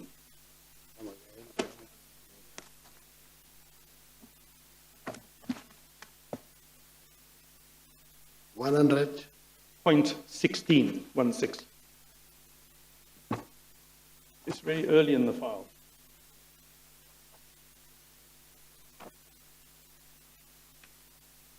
Well, perhaps it'd be better if I take you back to page 100.6, just to get your bearings.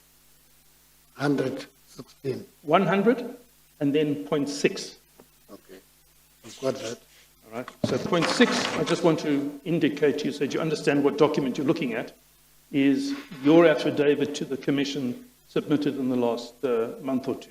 You understand what I'm saying? And in that affidavit, if we go to 100.16, and we look at paragraph 43,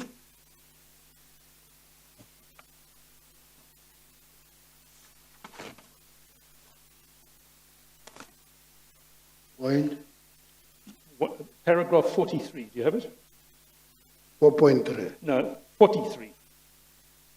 43. Page 100. I've got 43. You've got it.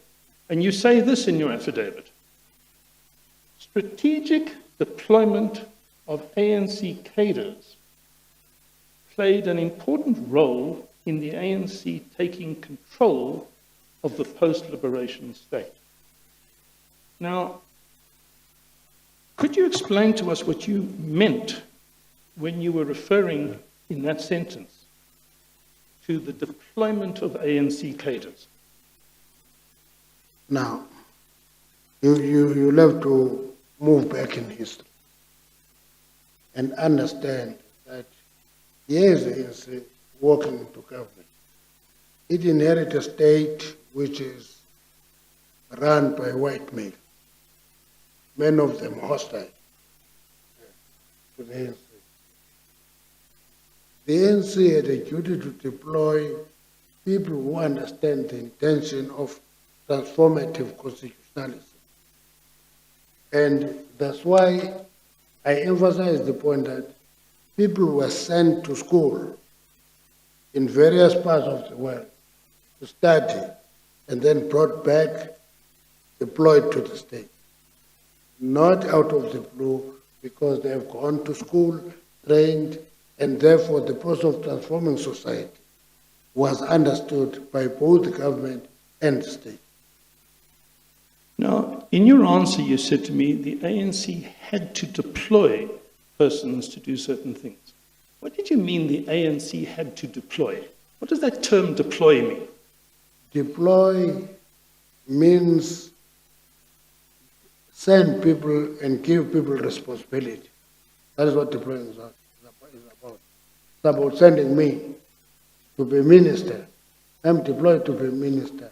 It's not just being sent there. I'm given a responsibility to do the correct thing in that work. No, I understand that answer. Sorry, did you want to? Well, before you proceed, Mr. Frank, 2 times, Mr. Mantashe, you have emphasized that the ANC doesn't have a cadre deployment policy. Yes. It has a deployment policy. Now, I'm trying to understand what the point, what the important point is that you wanted to drive home when you said that. And I do know that you referred to what the DA, I think, says.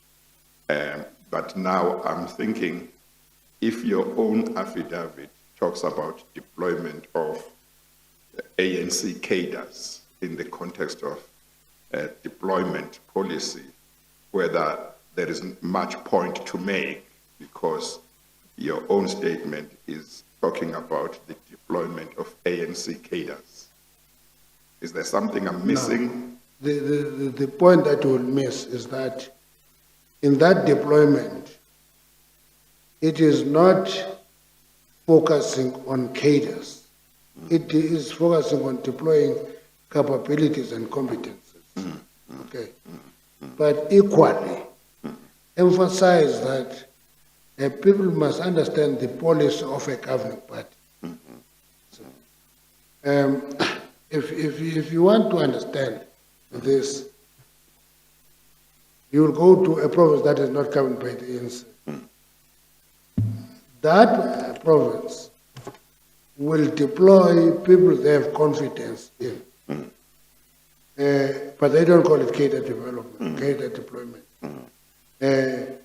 But when we think to reconcile that, and I must confess that because we don't look for cadres, sometimes we select a person that we think is competent and go to a responsibility and actually work against your policies. That's the point I'm trying to emphasize. That sometimes happens that you work with a person who works against the policies. And those policies are in the manifesto that you contested elections on.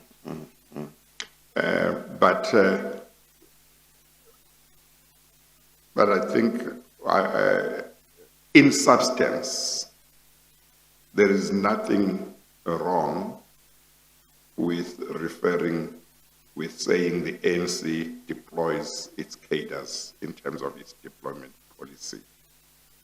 In substance, there is nothing wrong, but you are saying when one says that, one must not emphasize just the cadres. One must look at the entire context. No. You will have to refer to the submission of the leader of the opposition party. Yes. That submission targets specifically cadre deployment. Yeah. Okay. Okay. And because in its narrow interpretation, the ANC doesn't look for competence. Yeah. It looks for cadres. Yes, yes. That's yes. the emphasis that I Yes. No. Then I understand. I think what you are saying is a term that on its own should not be objectionable. It may be used in a certain connotation, negative connotation by other people. And that's the negative connotation that you reject. We don't have a problem with the term cadre. Yes, Okay. yeah. Because there is a clear definition Yes. of where cadre is. It's not just a member of the ANC. Yes, It's a person who has gone through a process, developed, understand policies, and can be trusted. That's a cadre. Yeah. I have no problem Yeah. with the term cadre. Yes. But deployment to positions, we're not looking for cadres. We look for competence and people who are competent to execute the task at hand. Yeah. Okay. But when we're talking about decisions, and I'm now talking about decisions made by ANC structures. I'm not talking about decisions made by ministers or DGs or people appointing staff. I'm focusing on decisions made by ANC structures, and there are various ANC deployment committees. Am I correct? Yes. When those deployment committees are making their deployment decisions, I want to put to you that it seems logical to assume that the people they are seeking to deploy are indeed their cadres, not necessarily cadres who lack skill or competence or training, but it's in the nature of the exercise that you're talking about the deployment of your cadres, are you not? You're taking me out of my affidavit, because in the affidavit, I emphasize the fact that the deployment committee does not employ. It recommends. Sometimes a person who is recommended fails the selection process, and that is not a big deal. In the selection process, a better candidate is found, and that candidate is appointed. Now, you just said that the deployment committees do not deploy. Did I hear that correctly? They don't employ. They don't employ. Yes. But do they deploy? They deploy, they recommend. And so that was going to be my next question. By deploy, you say that should be understood to mean recommend. No. You see, you are taking me now to an English class. I'm going to fail. But remember that it's important that the ANC's position be made clear. Yes. Yeah. Yes. Deployment is a collective effort to send people to tasks and give them tasks. Employment is the actual process that takes place in government, not in the ANC. In the ANC, we employ our people. Obviously, they will employ cadres. We won't employ a person who's a non-ANC member in the ANC. But in government, the government selection process is controlled by a department in government, Public Service and Administration. It has these policies. Therefore, recommendation of the deployment committee are not automatic. And I would give you an example of many. People were recommended and failed Tisman. The reason for that failure is that sometimes I am a cadre of the ANC. I'm recommended. I assume that this is my position. You don't prepare. I don't prepare. I go there, I become a disaster. I don't get appointed. Simple. All right. Let's now focus more clearly on the most significant documents of relevance to this debate. Can I take you to page 100.486? 100.486.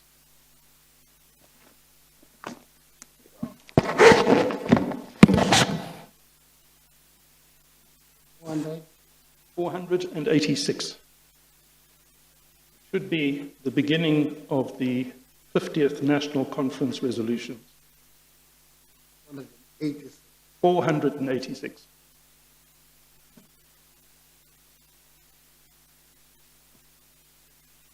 Using the black numbers.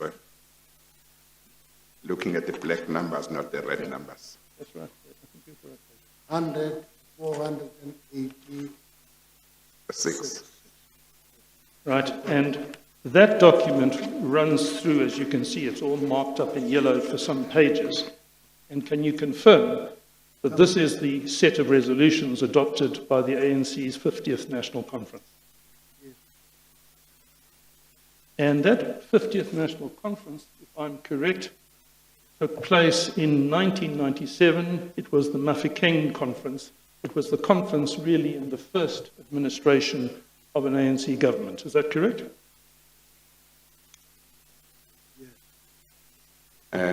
Just make sure, Mr. Mantashe, that you speak closer to the mic so that your answer will be recorded. Yes, it was at the conference, which was the end of the first administration. Of the first administration. It was not the ANC administration, it was Government of National Unity. Yes. This was in the under the Mandela presidency. Yes, that was the government. And as you say, towards the end of that. Yes. And if we then turn to page 491, we find the policy which was adopted. And would it be correct to say that this policy that we're going to look at now, it's over this page and the next page, this really is the foundation of the ANC's deployment policy to this day? I would say yes and no, because we should avoid mixing ANC work and government work. Because if we do that, we're going to cause confusion. The ANC as a party and as an organization has a responsibility to prepare itself to have capacity to govern. Okay. So this policy talks to the ANC internal process of preparing its people to have capacity to govern. Yes.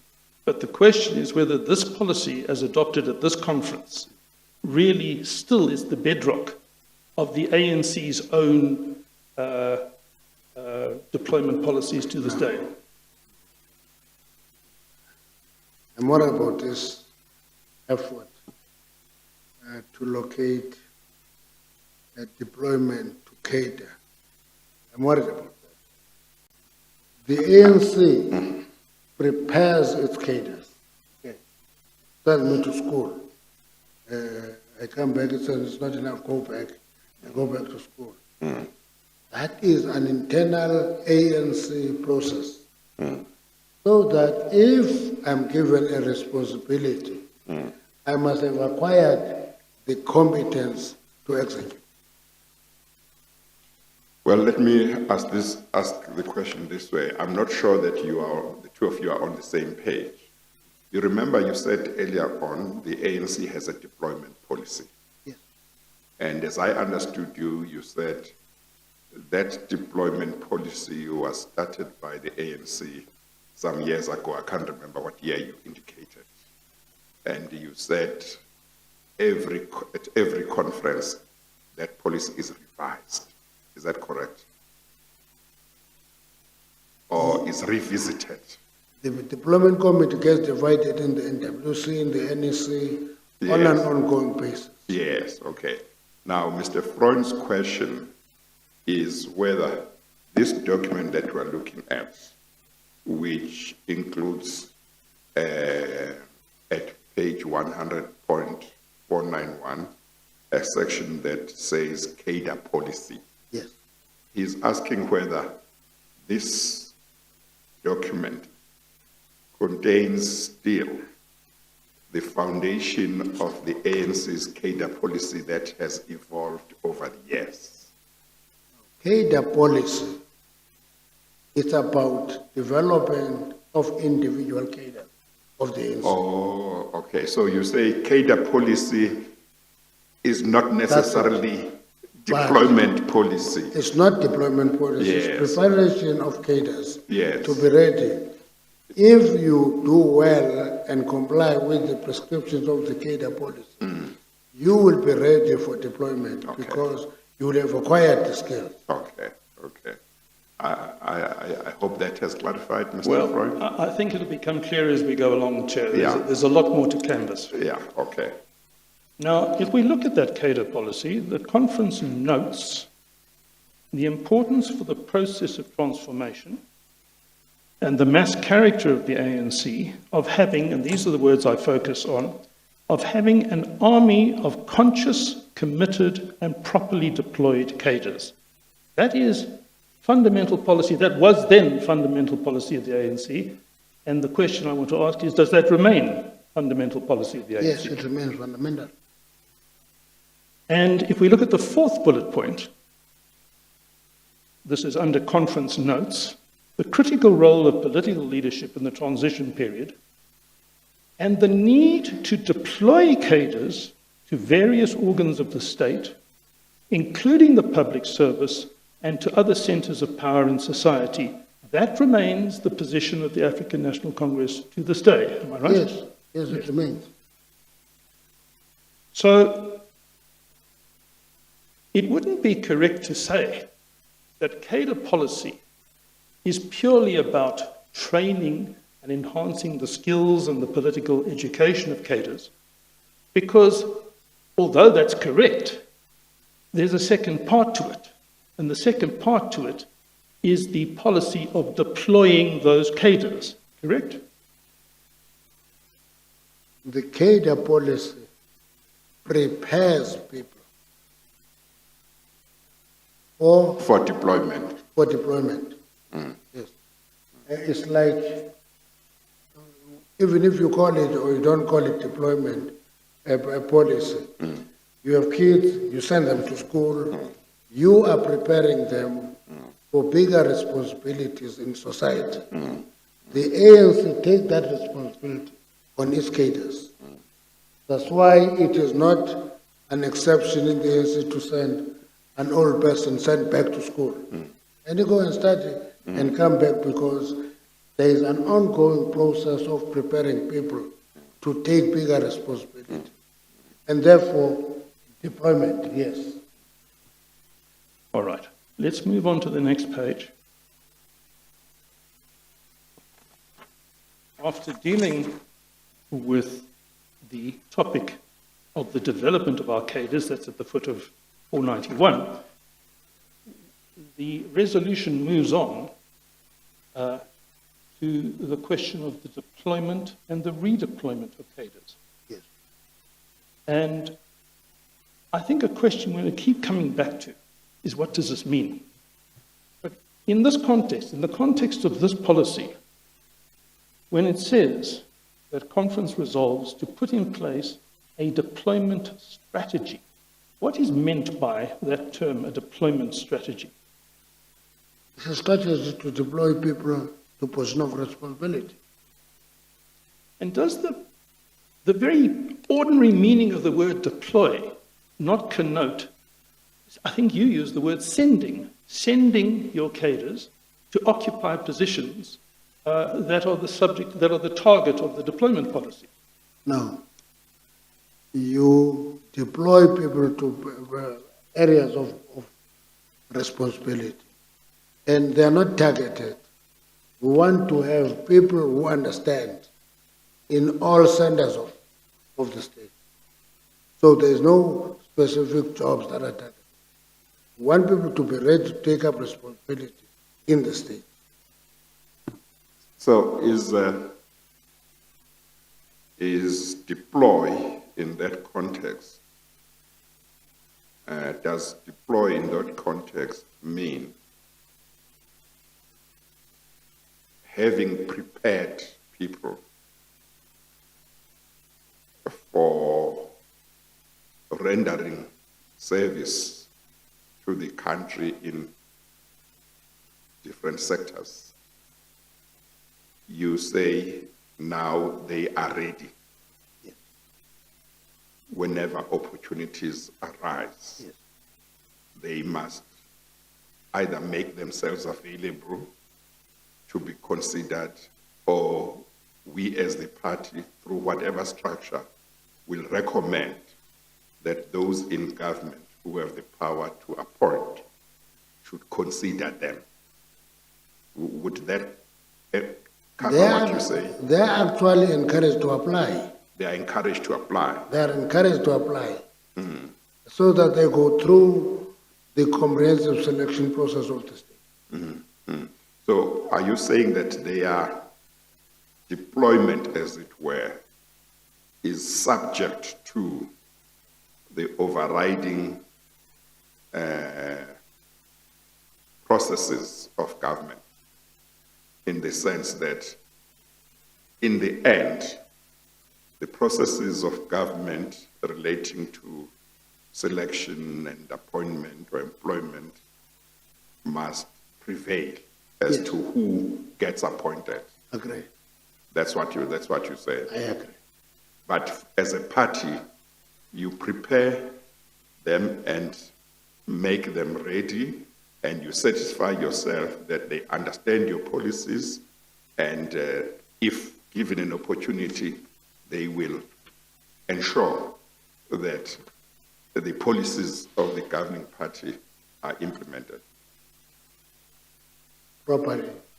That's exactly what I'm saying. Okay, all right. I don't know if that has clarified, Mr. Freund, but do what you need to do to make sure you understand what is meant. Can I take you back, Mr. Mantashe, to the previous page, to point 491? You will see there, you've got a whole section. There's a whole resolution. Conference resolves on the development of our cadres to do various things. And I think one could paraphrase it to say to train, to educate, to inculcate the values. That's the development of cadres. That's part of the focus of this resolution. Yes. I have no difficulty with that at all. But what I'm focusing on is the second part. The second part that says, on the deployment and redeployment of our cadres. And I'm putting to you that just reading the document, there is a difference between that part of the ANC's policy, which is aimed at developing cadres, and that part of the ANC's policy, which is aimed at actually effecting deployments of cadres. If that wasn't the case, we wouldn't have these two separate paragraphs. Hang on, Mr. Freund, before Mr. Mantashe responds, what page are you on? Can I take you back to 100.491? Okay, I'm there, yes. And there you will see, Chair, on the deployment of our cadres. Under cadre policy. At the bottom of the page. At the bottom. Conference resolves. So, Chair, you will see what happens here. Conference notes, further notes, believes, and then conference resolves. Yes, I see that. And the first thing that conference resolves relates to the deployment, on the development of our cadres. Yes, yes. That's the point I'm stressing. Yes. And I'm not going to read into the record the next half page. Yes, yes. But that next half page is all about developing cadres in the manner which I accept Mr. Mantashe has described. Yes. What I'm putting to Mr. Mantashe, I'll put it again, is that this very policy makes clear that a distinction has to be drawn between, on the one hand, the development of cadres, and on the other hand, the deployment of cadres. Yes. Decisions on the deployment of cadres is a different thing to the process of training and preparing cadres. I think you accept that. Now, you see, if you read that proper section on deployment and redeployment, it says such discussion of deployment of individual comrades be done in appropriate consultation with the cadre concerned. In other words, you don't impose a deployment on a person. Yes, Number two, let me just finish. Yeah. Let me just finish. And it goes further to say, ensure capacity building to prepare comrades for deployment and redeployment in various spheres. That is the central point of deployment. That you deploy, you develop capacity. And it goes further to do. You do probity checks in all deployments and in general on appointments of staff. So read that thing in totality, because if you just read phrases, you are going to distort the policy. But Mr. Mantashe, my question is simply this. Is it not correct that we have to distinguish between, on the one hand, the policy on the development of cadres, and on the other hand, the policy on the deployment and redeployment of cadres? They're two different things. Do you agree? Yes, they're two different things. Right. So now what we're trying to engage with is the meaning of the second thing. Because the meaning of the second thing can't be the same as the first thing. The first thing is the training process. The second thing is the deployment process. So I'm now trying to understand this deployment process. Now, the first thing is about preparation of people. The second one is deployment is about giving them responsibility, having gone through preparation. So if you see them as separate policies or as one, That is not the issue. The issue is you don't just take a person because he's a cadre, whom deploy. You prepare that person, you send that person to school, and he must be ready for deployment. Then you give that person responsibility. Right, I understand. So the words you use is deployment is really giving them the responsibilities. Yes. Now, those responsibilities are the responsibilities associated with the post to which they are to be deployed. Yes. So you, as the ANC, have a policy of giving cadres responsibilities in the various sectors to which you wish to deploy them. Can I help you understand this? At one point, Minister Trevor Manuel, the Minister of Finance, one of the things that we credit him for, he sent all the MECs in the provinces to the London School of Economics. That's why all the MECs of that time have masters in economics today. That is the essence of preparation for responsibility. I'm giving that as an example of preparing a cadre for responsibility, so that you don't take a person to a responsibility that doesn't fit. Well, the example you give suggests to me that in that context, you are talking about giving responsibilities to somebody who is already in a position, or maybe preparing or training or enhancing their ability to perform their responsibilities better when they are already in positions, when you talk about MECs that were sent at the time. The difference with government and state, okay, is that the selection in the state is done at the end point. In government, you elect a party, and the party put together a cabinet. I'm giving you that to show that the process of development a person doesn't end at the point of appointment. If you appoint this person to be an MEC or a minister for this, and you see gaps, development of the skills and capabilities continue. That's the point I'm making. So I'm trying to emphasize the fact that deployment of cadres should not be reduced to just taking an individual put there. That's not. There's a lot of emphasis on the development of the capacity and capabilities of the individual. And I understand that, and I don't think that any reasonable person could have any objection to that. To the ANC as a party with a program in a democracy, wanting to train and to educate and to enhance the skills of its members or cadres or whatever term you want to use. It's not a controversy that as far as I can see. The controversy that we are starting to explore is the next step. And the next step is what you have described as being a process by which the deployment committees make recommendations to cadres as to positions for which they could apply, and then it's left to somebody else to decide whether that application will be successful. Do I understand? That's what you're telling us. Yes, it recommends and encourages the individual to apply. All right. Now let's look at what the policy actually says, not the policy, the resolution. You say that, and this is the first bullet point under the heading on the deployment and redeployment of our cadres.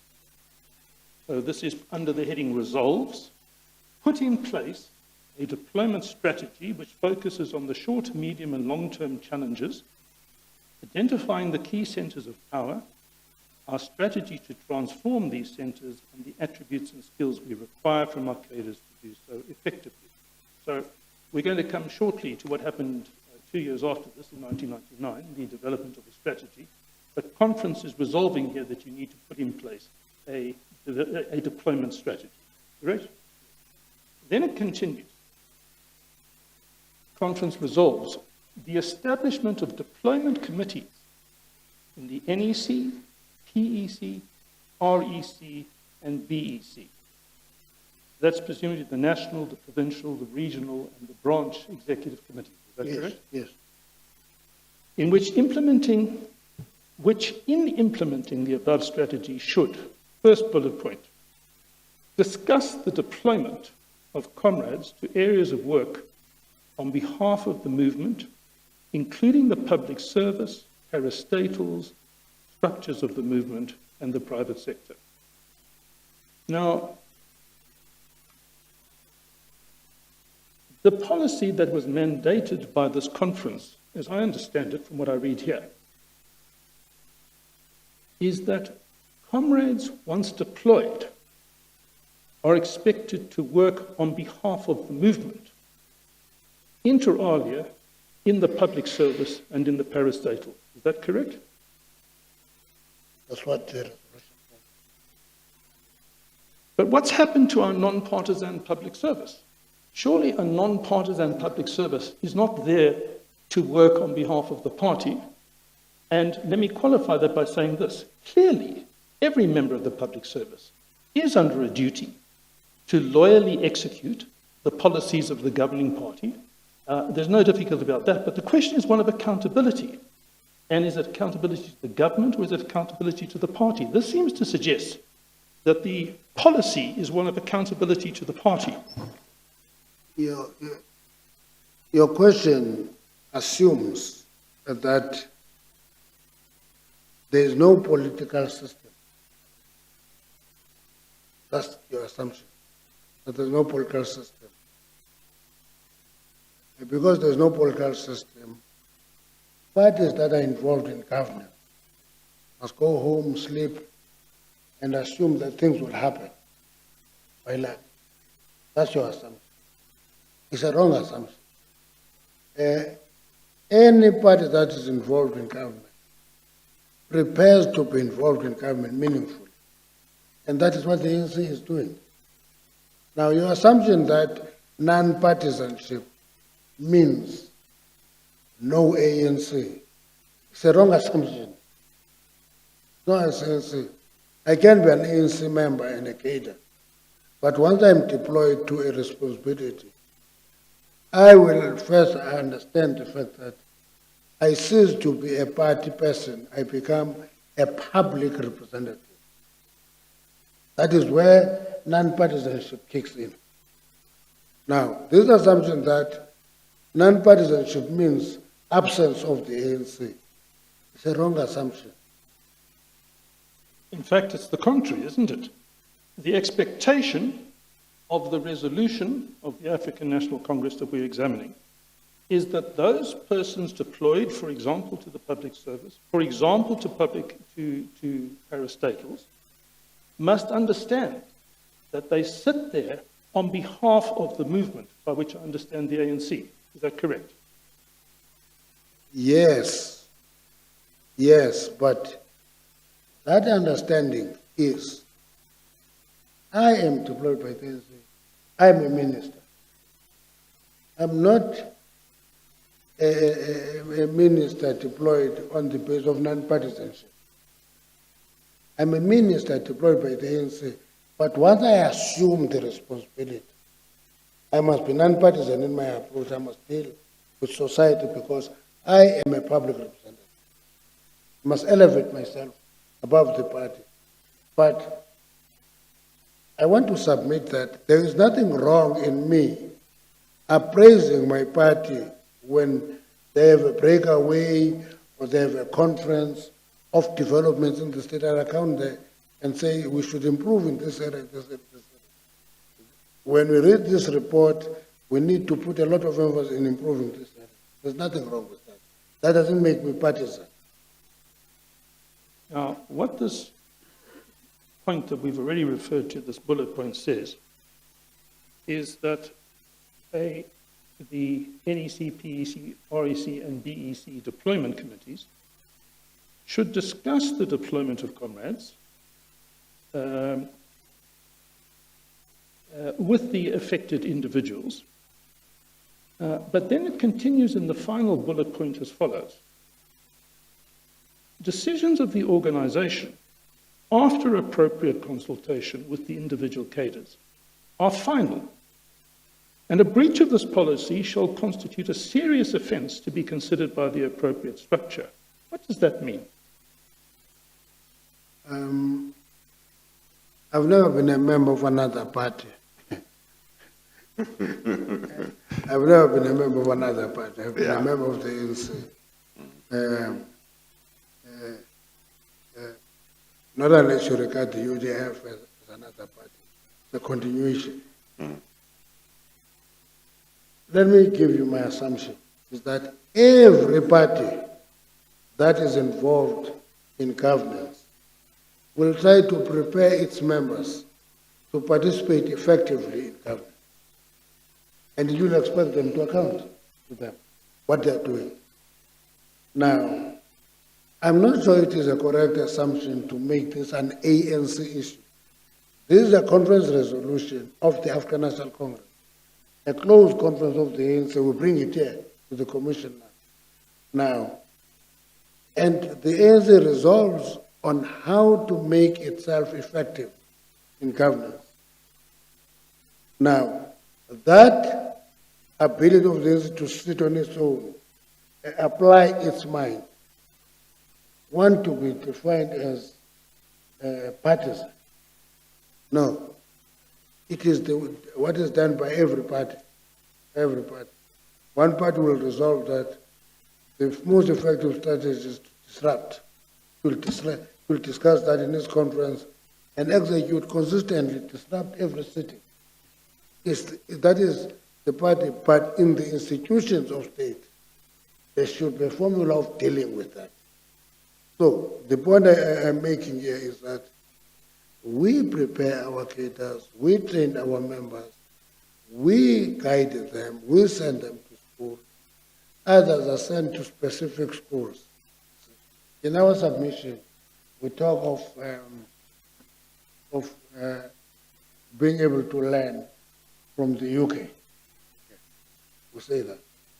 But the result of the matter is that from time to time, we go and look into the China system. Why is it that in China, corruption and factionalism are an exception? Okay, we go and learn and come back, and we'll discuss that in the ANC conference. We won't take it to the state. When you come across those discussions, you're going to ask us, are you trained in China? China should be partisan. It's our internal arrangement. We prepare our cadres to meet the standards required for the task concerned. Now, Mr. Mantashe, I can see no basis upon which anybody could object to the ANC making its own decisions on the training and selection of what I might call political office bearers, people who are to be selected to go to Parliament, people who are to be selected to be in the cabinet, and other comparable situations. But the focus of my examination is really very much on the public service and the SOEs. And as regards the public service and the SOEs, I want to put to you that it's not correct, as you've just said, that any party tries to place people on those structures loyal to and accountable to them under a duty, as it were, to report to them, the party, rather than to the organization in which they're employed. You disagree with that, do you? No, that assumption is very abstract. It assumes that people who are in the apartheid system are not in the state. And people who went to exile and be in the camps of the are not in the state. That's the assumption I'm making. And I'm saying it's a very, very abstract assumption that doesn't work in real life. And the reality of the matter is that when you set up that government, you also know that so-and-so and so-and-so was trained in the Nordic countries, in the GDR, in the Soviet Union, in UK, in SABC. They are trained to play a role in the public service, and you deploy them to the public service. If we didn't do that, change would not have happened automatically. Change had to be managed to happen. That's why, if you look at any research, you'll find out that there is more progress in transformation and giving space for black people to participate in strategic positions than it is in the private sector. Because government has control there and it is actively managing it. It is slow in the private sector because the assumption is you stick with what you know and trust and not move on. And change does not happen that way. And if we didn't do this, I can tell you, the state would be looking differently today. All right. Let's move on. What we've been discussing so far is a resolution of a national conference, and the resolution was on the need to develop a policy. Can I now take you to 100.501? 501.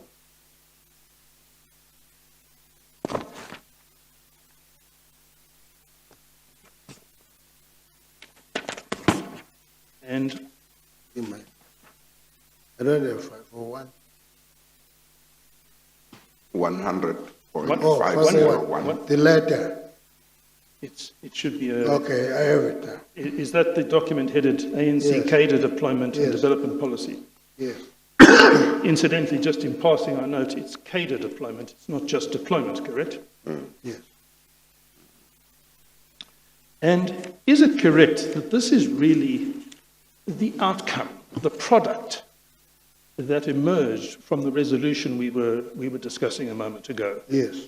There would have been some sort of process. This is at a time, I'm not sure if you were already Secretary General. I don't think you were yet, or were you, the time of the development of this policy?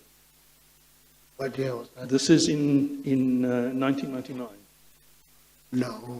1999, Secretary General was Yes, and what was you?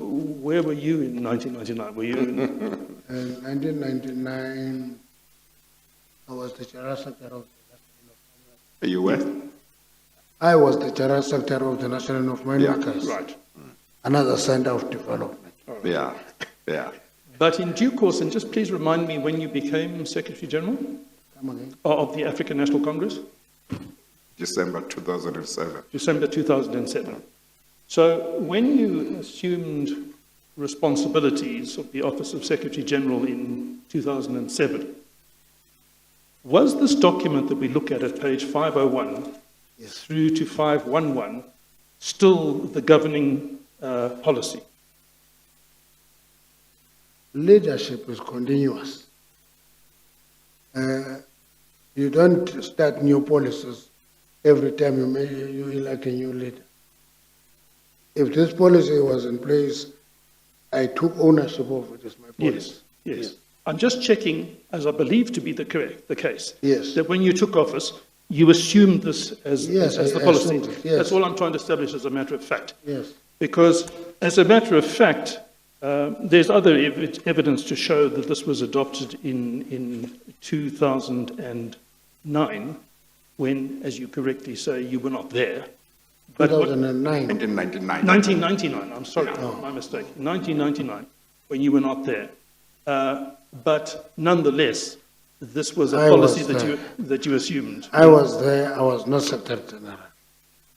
Yes. Yes. Well, I was thinking exactly about that. Yes, that I was you there. may have been there, but not as Secretary General. Okay.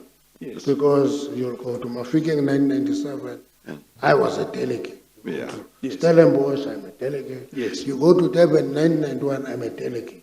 Yes. I'm not Secretary General. Yes, I understand. So I'm there. Now, we'll talk about some further documents later in the course of this evidence, but I'm not aware of another document that looks like this. This looks to me like the only document that's been furnished to me as the ANC's cadre deployment and development policy. And my question to you is whether you accept, to the best of your knowledge, that this remains the applicable policy, or whether you believe there were subsequent policies adopted in writing on some later occasion. I will have to break and go through the document. Okay. You haven't had a chance to. I don't want to see whether it There is. were a number of documents submitted on the cadre deployment, All right, well, Okay. on the deployment policy. Yes.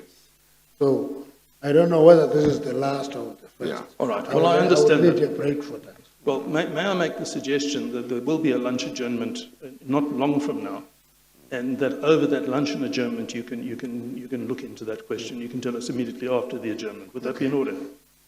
Thanks. But I can assure you that even if there are later documents, they will not nullify this document. Yeah.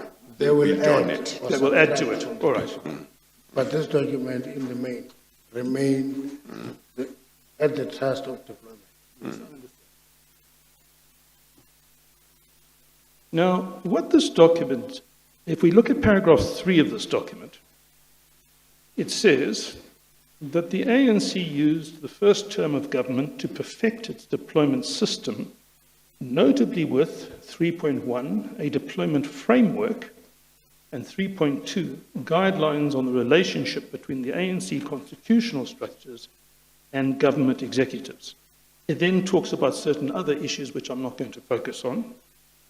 And then in paragraph 4, it deals with strategic deployment. And then paragraph 5, it quotes what we've already referred to, what happened at the 50th National Congress. And at paragraph 8, we really find the beginning of the meat of this document. And this is the deployment framework, presumably, which is what is being referred to also in paragraph 3.1. Are you with me? If you look at 3.1, you look at paragraph 8, you find that here we are dealing with this document or instrument, which is what we mean by the deployment framework. Do you agree?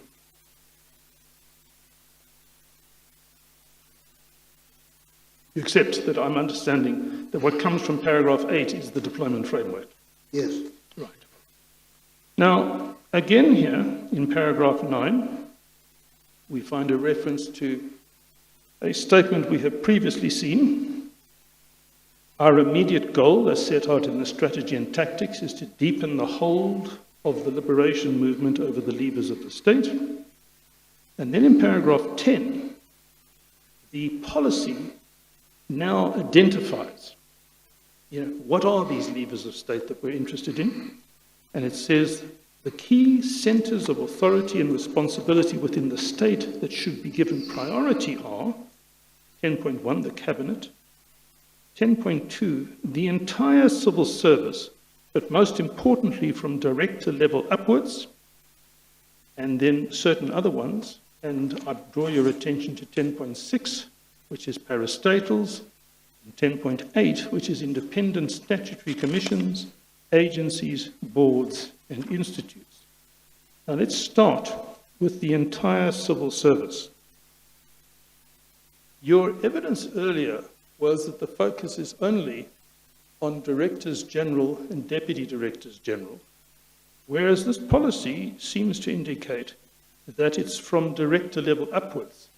Has there been a change, or what's the explanation? What is that the Deployment Committee had its comments at DG level and DG level only. So I'm sorry, I just didn't hear you clearly. The Deployment Committee expressed views and comments only at the level of the Deputy Director General and Director General. You're saying that that's a matter of fact that you have knowledge of because you presume, have you sat on the That's a deployment point committee? of fact. I'm stating a fact. Yes, and I'm just trying to understand how you know that fact. Have you sat on the National Deployment Committee? No, I have not. Actually, the practice in the instance is that the Secretary doesn't sit in the deployment committee, and the President doesn't sit in the deployment committee. In fact, as I understand it, the Deputy President of the party and also of the country, and the Deputy Secretary General That's right. of the party and therefore of the country, Correct. or of the party, serve as leader and secretariat to the National Correct. Deployment Committee. Is that correct? But of course, there's more than one deployment committee. There are deployment committees, as I understand it, correct me if I'm wrong, at provincial level, at regional level, at branch level, correct? Yes. So the concerns of deployment committees are not limited to directors general and above. They must focus on all sorts of officers at provincial, regional, and municipal level, presumably. You must appreciate that there is something called provincial government. We're not going to send the National Deployment Committee to deal with that. The Provincial Deployment Committee deal at that level. There are districts and metros. The regional deployment committees must exchange ideas on that. Okay. And local executive municipalities, branches express a view. That's it. All that is captured here is that they are not concerned throughout. Deployment committees deal with levels of government. The National Deployment Committee deals with national government. And the Provincial Deployment Committee deals with provincial government. Yes. And if there is a complication, and in fact, the whole only in case of a complication can they refer a matter to a national level. And the whole of the public service are employed at provincial level, correct? Not necessarily so. Teachers are employed at national level. Well, I think if we look at the Constitution, we will find that the power to appoint the public service vests in provincial structures. No. Not. All right. Well, Go ahead, Richard. Yeah, I think those that would fall under provincial governments would be appointed provincially. And those who fall under national departments would be appointed nationally. Now, having identified the focal points, including the civil service, including parastatals, perhaps you could just explain to me the reference to independent statutory commissions, agencies, boards, and institutes. What do you understand that to be a reference to? There's a number of commissions that are appointed from time to time, and agencies, boards, and institutes.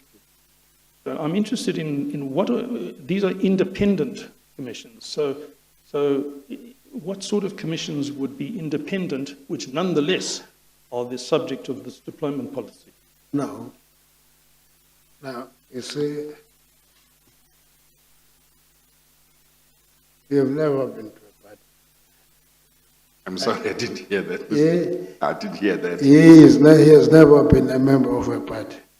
He's a lawyer. Well, in fact, you're wrong. I have been a member of the African National Congress, but be that as it may. No, but maybe in papers.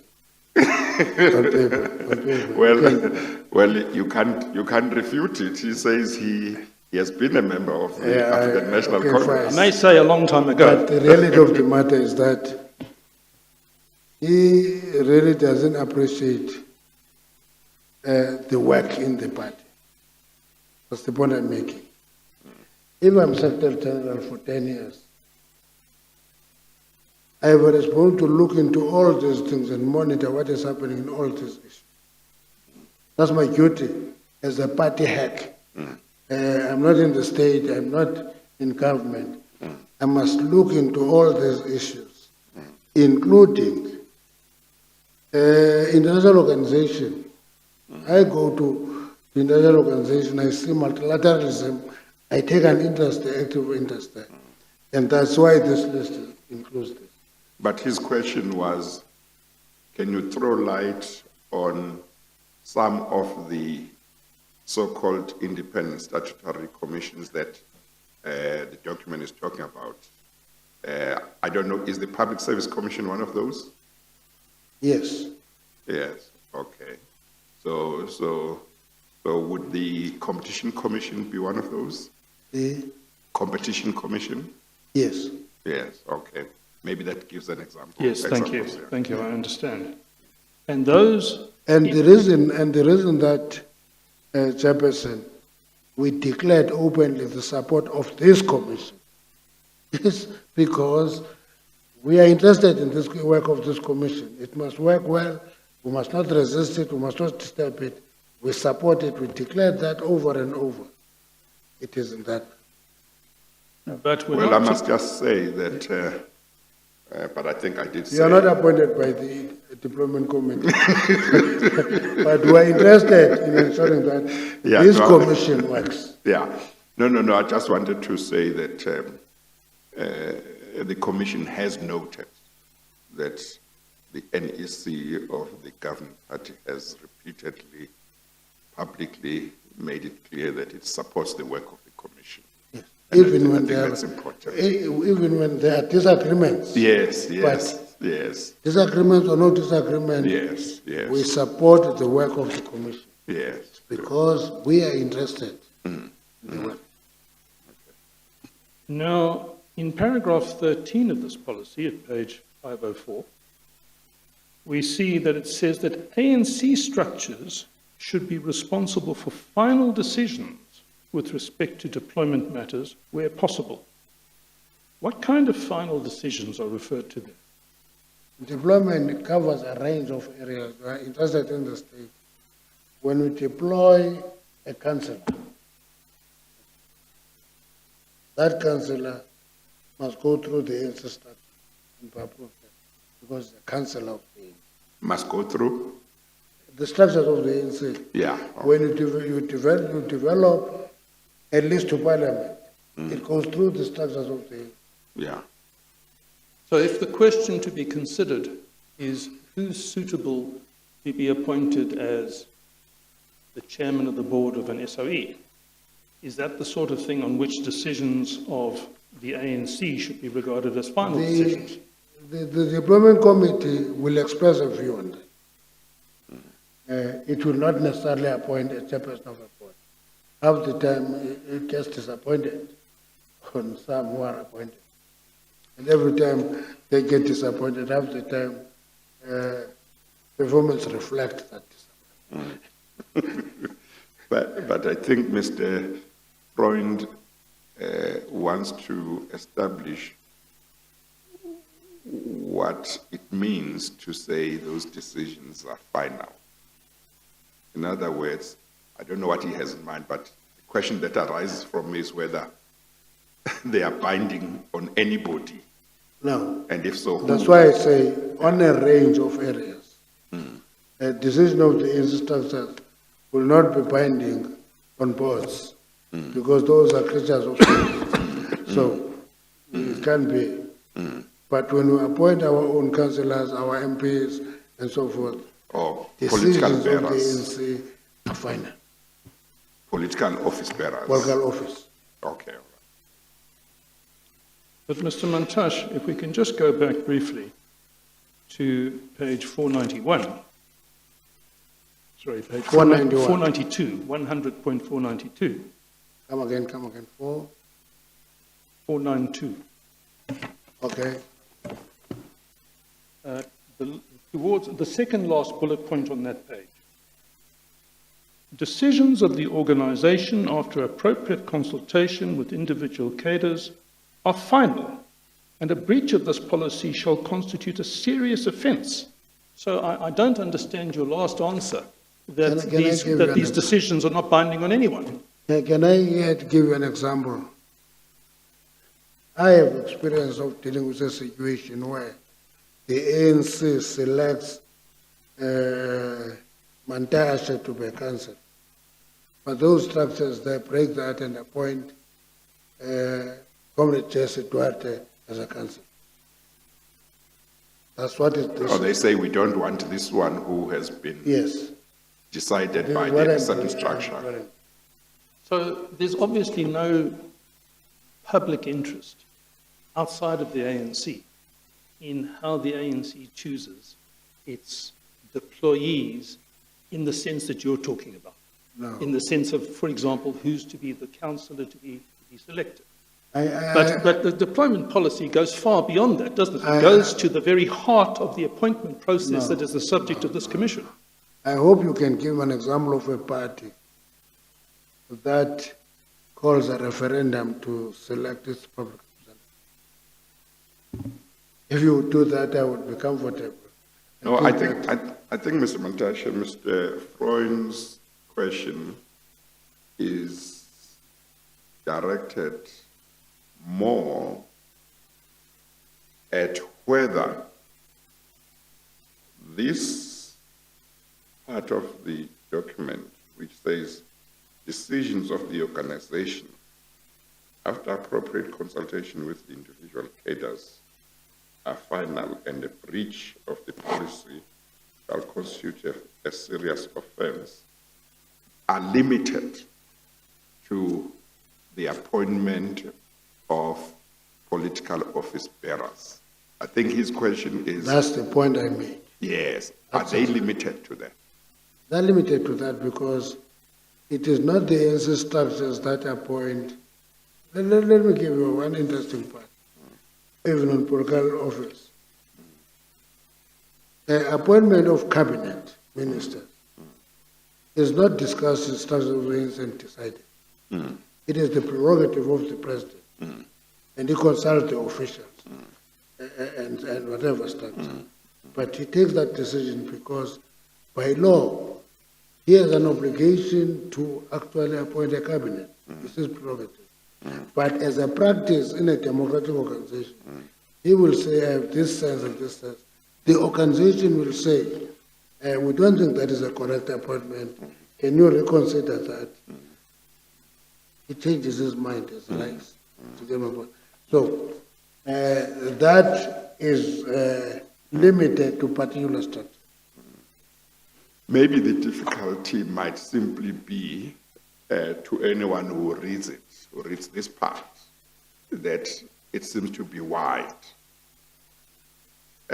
You are saying it's aimed at the appointment of political office bearers, but when one reads here, on the face of it, it doesn't seem to have that limitation, but you give your understanding of it.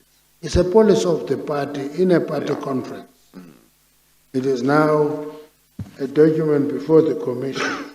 Okay, that's the contradiction. Yes, yeah. Because the party in this conference is emphasizing the importance of discipline among its cadres. Okay. You see, this is a conference document. It is now before the commission. And it will, in a great extent, distort the essence of the document, which is a party internal document discussed in a party conference. Okay, no, that's fine. Mr. Freund. Thank you. Now, I just want to take you, please, to page 503, paragraph 10.2.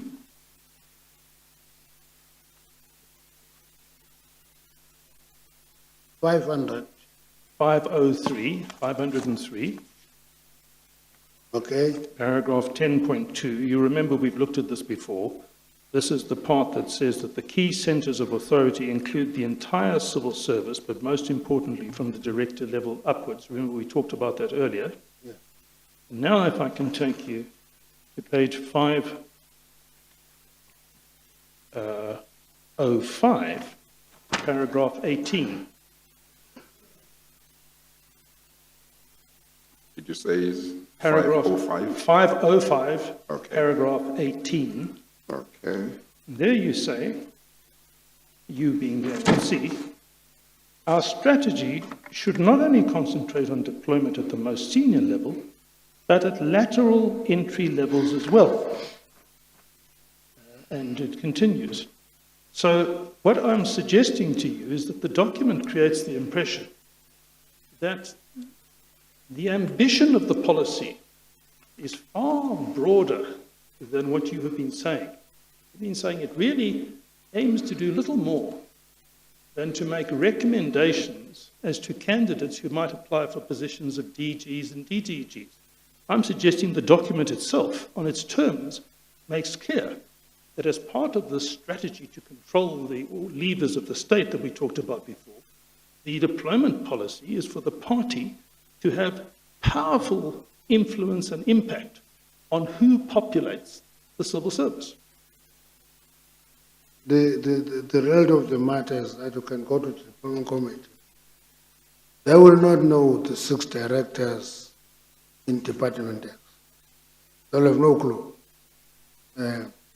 But the point made in the document is to prevent situations where deployed capable comrades to position only find that they were completely surrounded by and locked into structures dominated by forces that not only do not share the same strategic objective, but also sometimes even actively work to undermine the goals of the National Democratic Republic. Okay, so it doesn't talk about actual deployment. It looks into now the broader perspective that you can deploy a capable person to a department and find that surrounded by people who are actually working against the policy. That's what the deployment strategy says we must look for and avoid. Chair, I see it's 1 o'clock. Is this Yes, a convenient it's 1 time? o'clock. Okay, let's take the lunch adjournment and we'll resume at 2 o'clock. We adjourn.